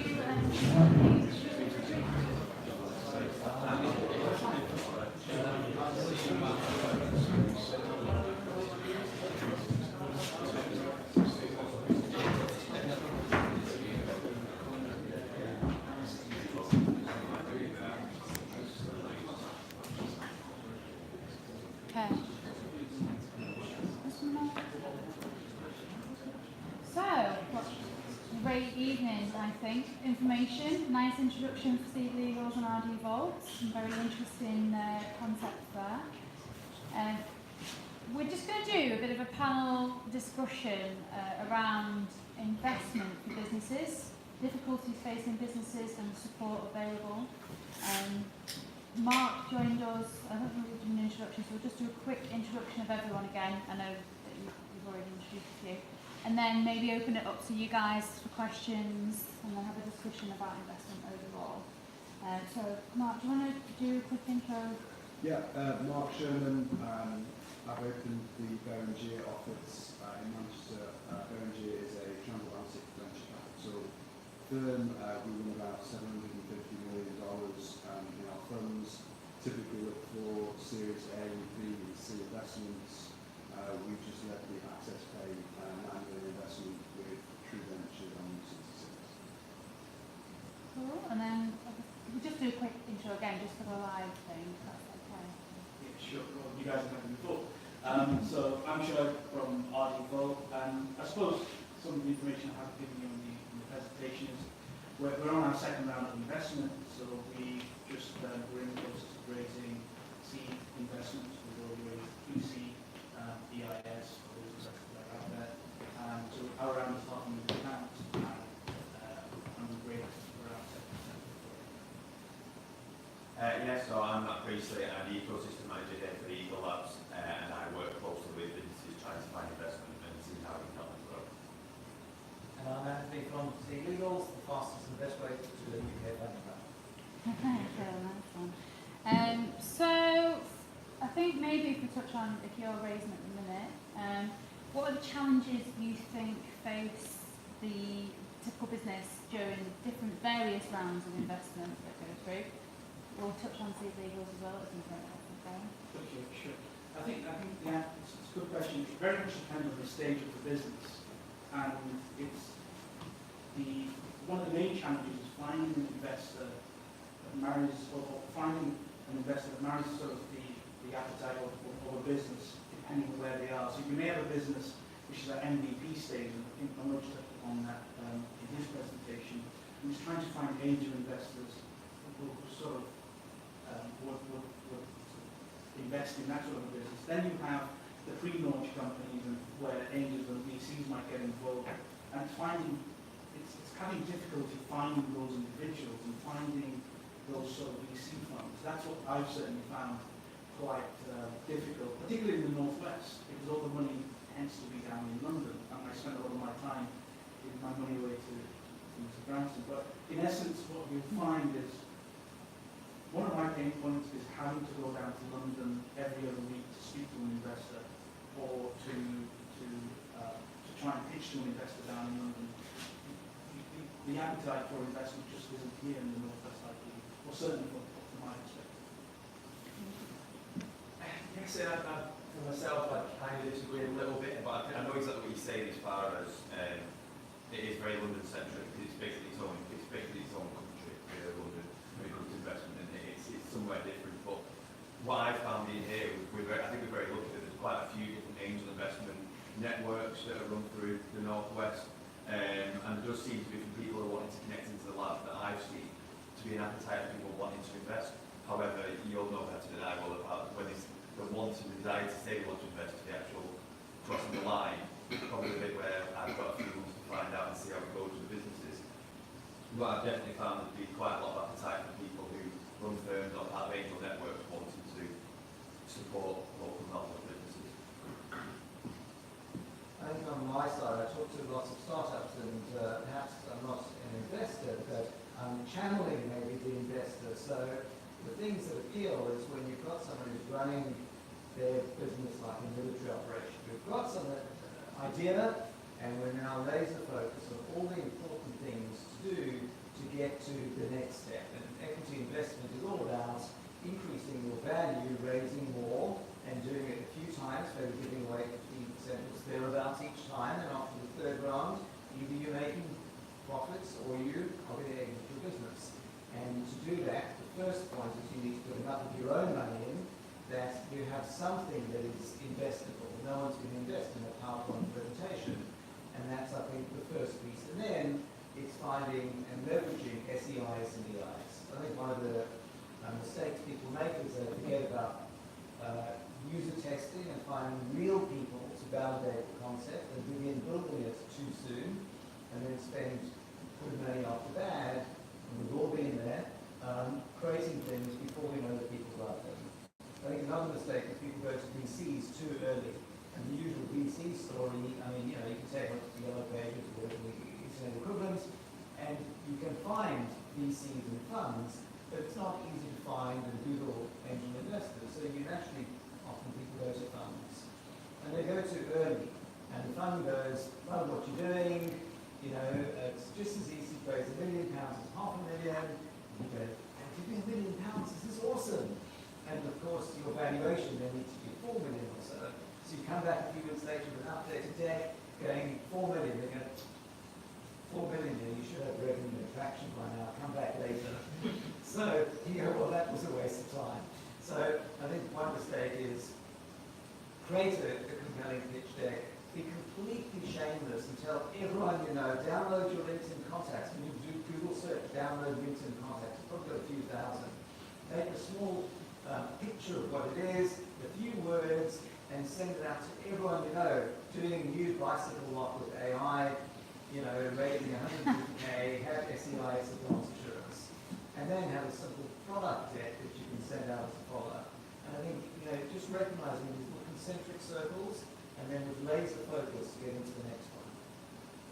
That's great insight, I think. Yeah. Mark, do you want to add anything on challenges? Yeah, I think Startups coming too early, I know. Yeah. yeah, I agree. I agree, but I think that VCs certainly are an example today where VCs will interact with angels more often than you realise. So typically, if you think about the life cycle of the investment structure, a VC will always come into around post angels, so they're already interacting with them on the cap table and the board.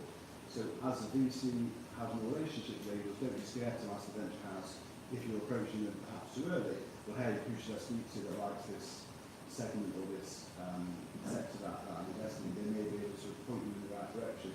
It's good validation for them. It's an instruction, and you get to lead with potential instruction and warm instruction. But I think what's great to see tonight is that there's people that are creating a community around seed angel investment. I share your pain, and I see people on the train from Manchester regularly going to London. The fact is it's more established down there. There's a far larger volume of angels, and because it's more established, it's more coordinated. And what I think, lack, principally in the north, and certainly Manchester's coordination, so people like Nard are trying to get everybody together and put a hand around everyone. We actually have quite a high volume of angels, not so much VCs, but angels. They're just quite disparate. And we're on like this hub and spoke model where we should be all in a concentric position together. So I think that if we can wrap our arms around it and use the ecosystem advisors, venture, angel, all together, then we'll get a lot more traction. Hopefully you'll have to get on train so much. Yeah. So let's throw it open to the audience then. Does anybody want to add anything to the discussion, ask any questions of any particular panel member? What do you think about going down the revenue from your customers line rather than investment? How do you decide on that trade-off? So I'm going to try and make more money directly from my customers, get investors, or versus that fast growth that you can get on by bringing investors in? Just for the live audience, I'm going to repeat, I think, and summarise what you've asked. So where do you decide what type of investment is right for you, whether or not it's something that you bootstrap, or do you do it within your own customers and your own monetisation of your product? Yeah. Yeah. So anyone in particular? That's the basic I think I might have a biased response. So it's a personal choice, I think, and for some people it's quite binary. There are some products that you just cannot get traction with, particularly B2C market, where you have no external capital. So if in the B2B marketplace, you might find that you get people paying you pro rata up front, and then you can get your cash flow managed that way. But if you're in the B2C world, you pretty much almost always have to get external investment. So some of it's a model choice, but I think that if you are serious about growth in what is a competitive world, it's not just external capital, it's the external advice and value add that the capital brings with it. So if you really want to accelerate, I think partnering with someone, whether that be just for the capital or the whole package that they should really be bringing over and above the pound notes is in my view, the best way to go. It also depends on the industry you're in as well. Because some businesses don't necessarily need investment to be able to grow. They might have a set of products which they can just sell, and it's that's it.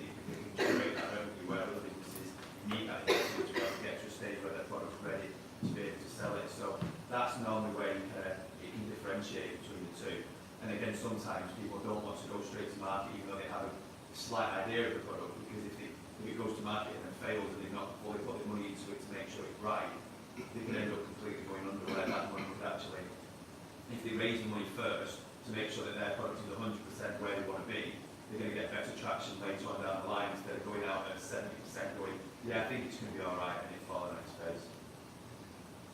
The reason you raise capital is to grow faster than you could fund it yourself. So, as my business partner reminds me, you can't own more than 100% of your own business. So putting money into it yourself ultimately stops being viable, and it's much better once you have a reasonable valuation to get someone else's money. And then you can either borrow money from the bank, advantage you earn all the equity, disadvantage you can go bankrupt, or you give someone some equity and, thanks to SEI, SMEIs, it's de-risked for them. So, I take my own position at the moment. My business is profitable, which is fantastic, but I want to launch in Europe and I want to do new things, I want to get into other spaces. I want to grow perhaps faster, or should I grow faster, is the question that I can grow organically. And if you've got something that could, perhaps not raising equity or not raising capital means you're sort of intentionally stunting what you could have otherwise achieved. I'm going to go up in your race. Well, so one part of me says I'll just email the 12,000 people on our platform and push this button and try to do this. I think it depends on how sure you are of the model as well. Because if you've got a model and you've tried it, you've got to get some good traction, you think, all right, that's it, hammer it, cut away, get dosh, give away the equity, you can grow, then the next round you're not going to give away that much. I've seen it before where companies will raise money, they might raise a £200,000 round, and then they don't know, a lot of money comes in, they spend it, they'll hire everyone, suddenly it's like a lot of them spend their own money, and they fail very, very quickly, but they don't have enough time to actually figure out that time. So if you bootstrap, go a bit slower, but then actually map out A/B test, A/B test, A/B test, and then you figure out where you actually go and you get the traction that way, then you handle the cash. I think that's also a pretty viable model, doing it that way as well. Just to sort of extend these points really, what is a startup? Okay, in my opinion, based on being a startup, it's a constant chase for product market fit. Okay, that's what it is in essence. You've got a problem, or you think you have a problem, or you think you've identified the correct problem, okay, and then you build a product on it. And then you naturally have some sort of a burn rate each month or each week, whether it's developers, rent, keeping the power on, etc. And what you may not achieve is, and I think what we're talking about is organic growth in essence, or using your own revenue and your own profit margin, sort of reinvest into R&D. That may not necessarily happen as you draw through the product market fit journey. And what you may need, and you may have some funding gaps, you'll probably be 80% there with your product market fit. And you may not know about it, that's the problem. It's an unknown variable, in my opinion. But what you need is some further money in order to get into that stage.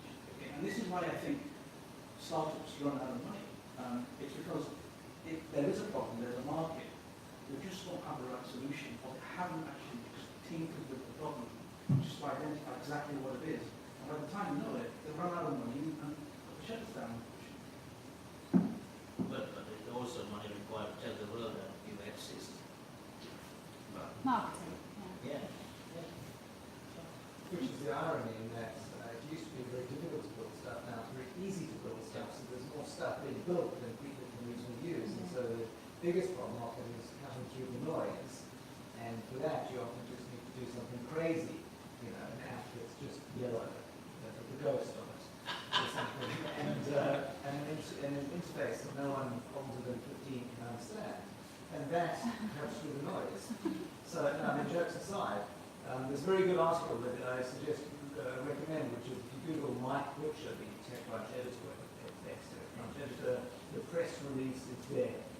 So very briefly, when I launched these eagles, I wrote to Mike Butcher, I somewhat know, and said, we launched something up, it's perfect for TechCrunch readers, could you publicise it? So they said, sounds interesting, send me some info, do not send me a press release. The press release is there, do not send a press release. So I say that. So he wrote an article, a passionate one, and essentially it's about 20 questions, and about, why is the timing now? Who are your competitors? really really competitive. Why does anyone give a toss about what you're doing?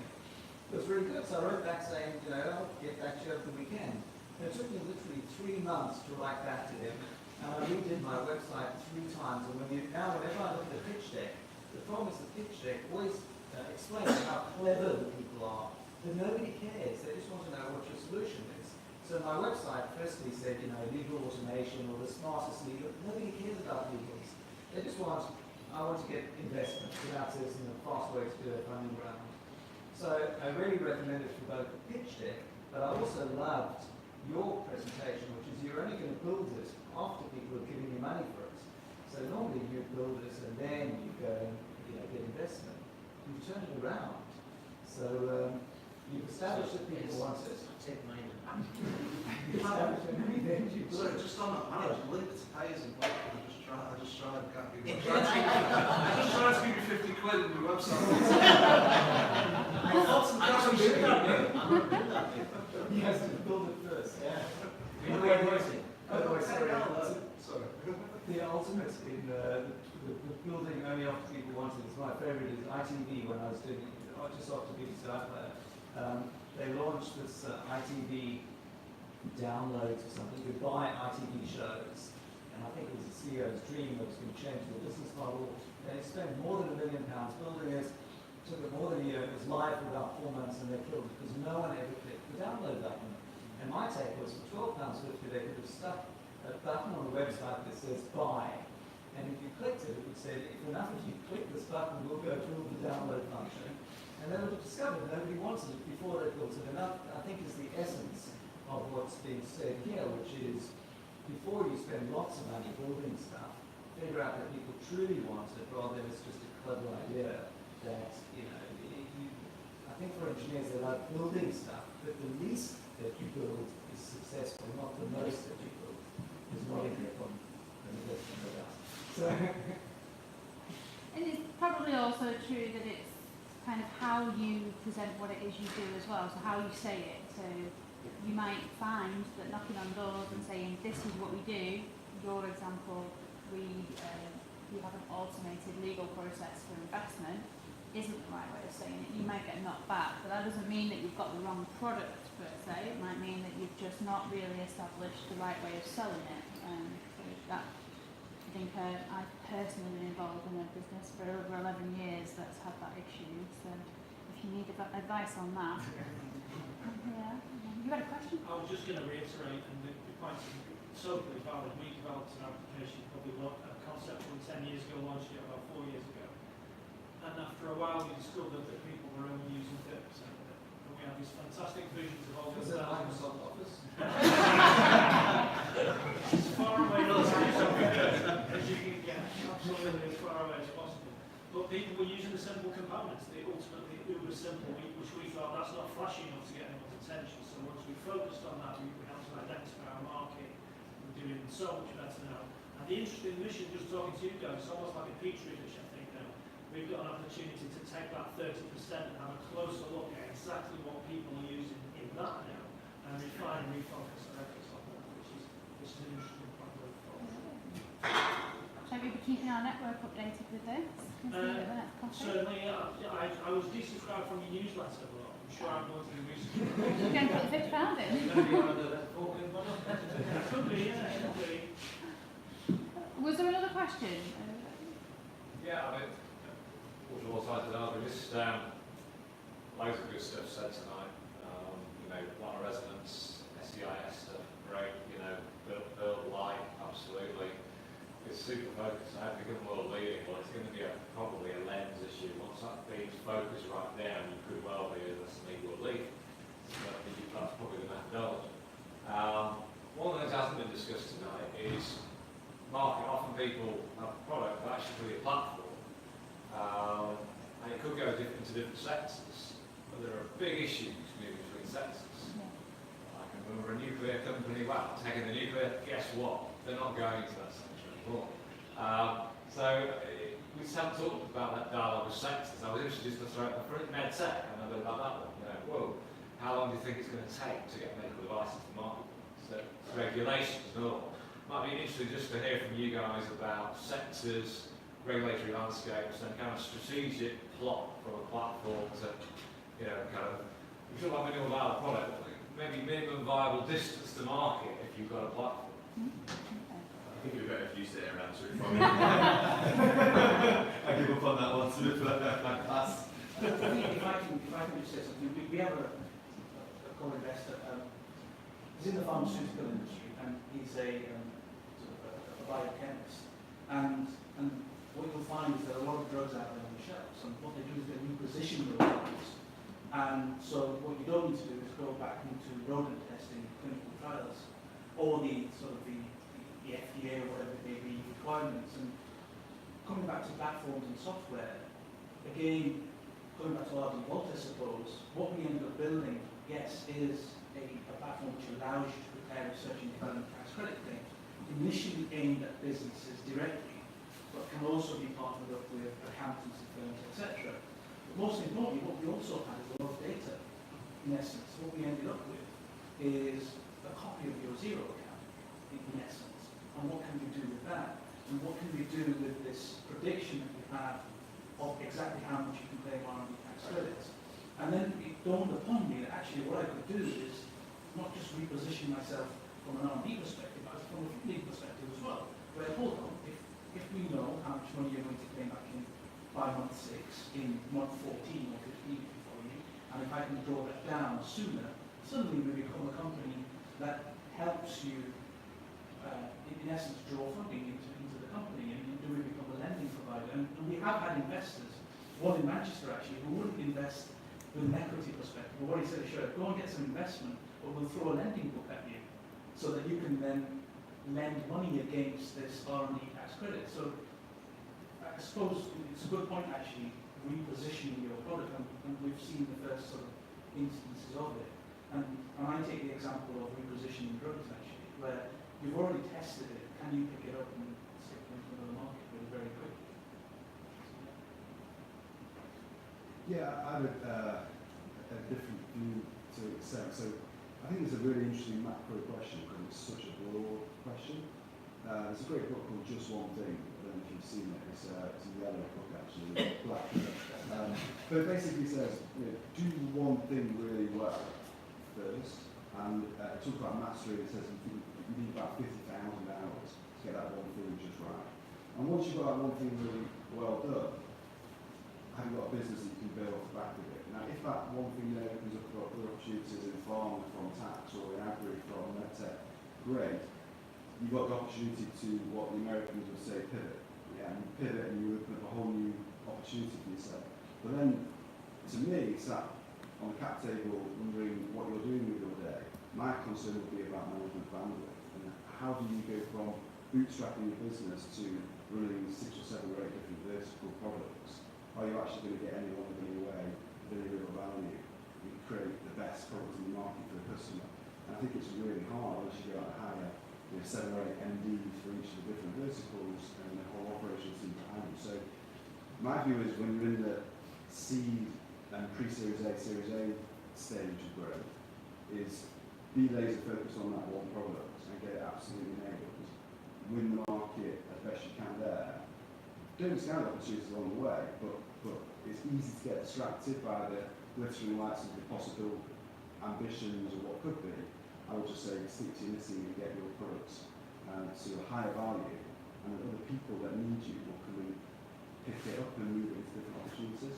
The real wisdom, isn't it, is knowing when you're actually going down the wrong road and you need to pivot in terms of mission critical strategy to grow the business. The nuclear guys are occasionally now, they're now doing that off industrial wastewater and going like a rocket. Probably raised about 25-30 million now. But they probably raised 10 million before they knew that nuclear was just although everything had been birthed out of nuclear, it was so obvious that that was the road. It wasn't.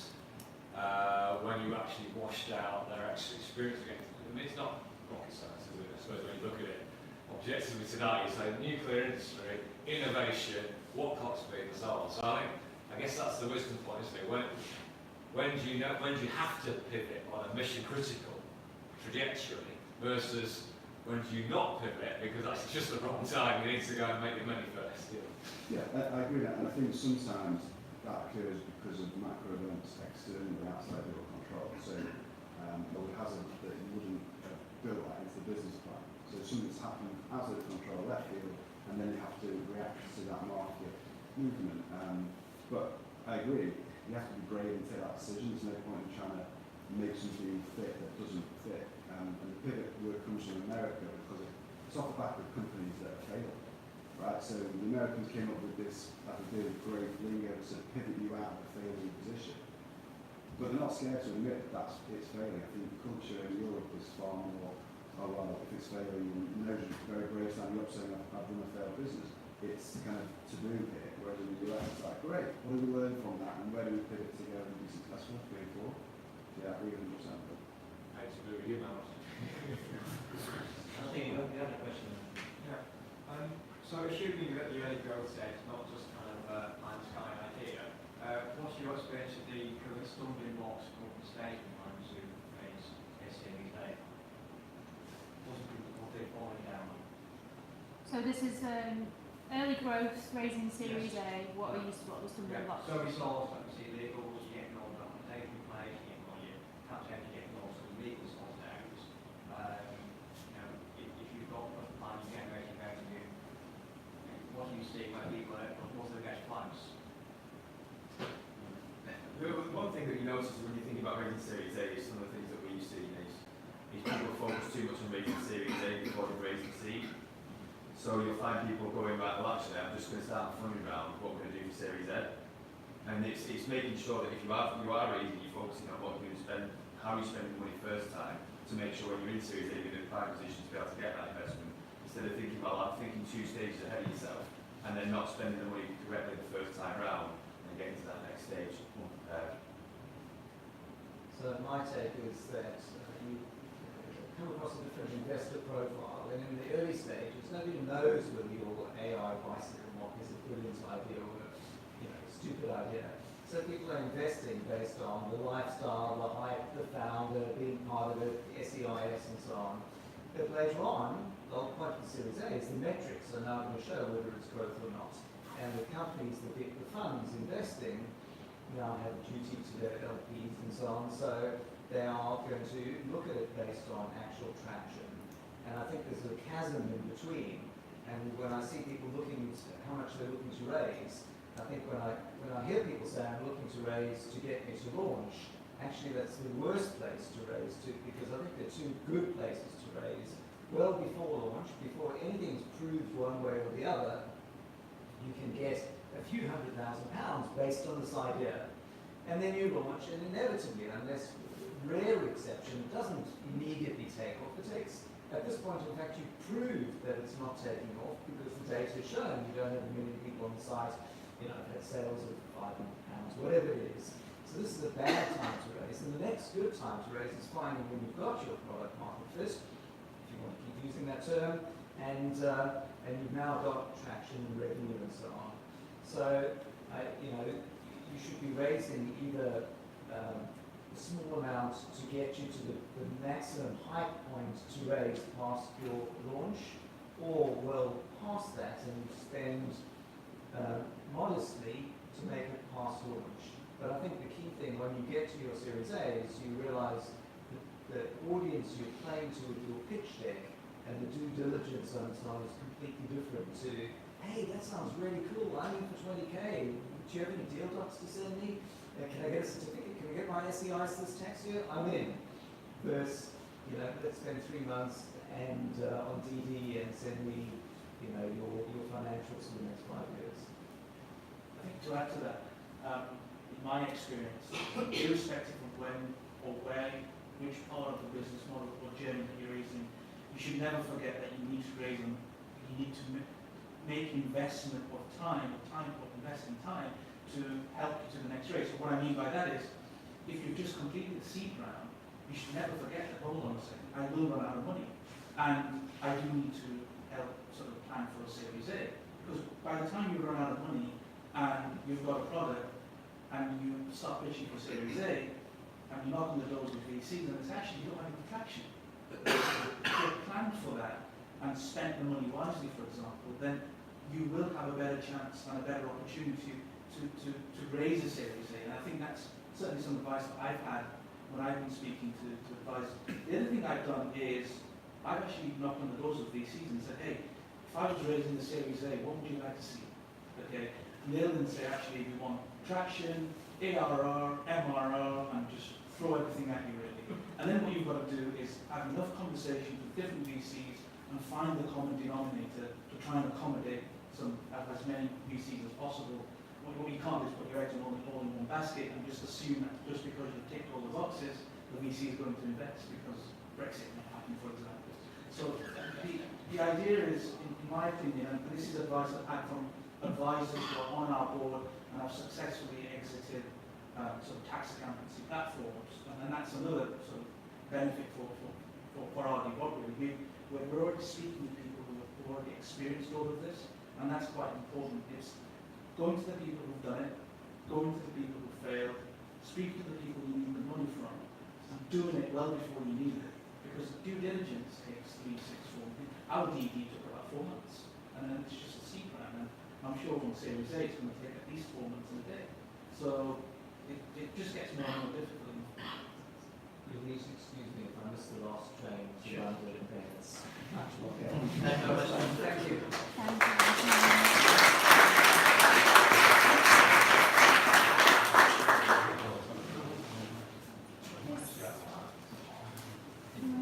Yeah, we should.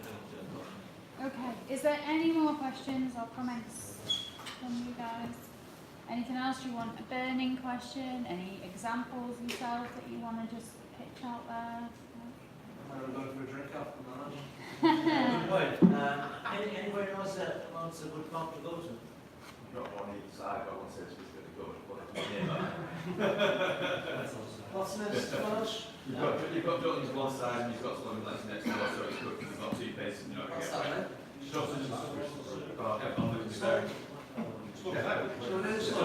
got Sloan and Dutton's, you're right next to each other, so.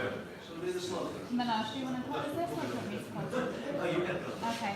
Thanks very much for coming, guys, and we hope to see you at a networking event very soon. There is one next Wednesday, 10 o'clock till 2 o'clock, 10 o'clock till 12 o'clock here, and there is going to be a pitching element to this as well. So 5 startup companies getting an opportunity to pitch their business just on a practice basis. So if you want to register, we've got 5 tickets left, I think. Yeah, so let us know and we'll get you on there. So, thank you very much for coming. Thanks Thank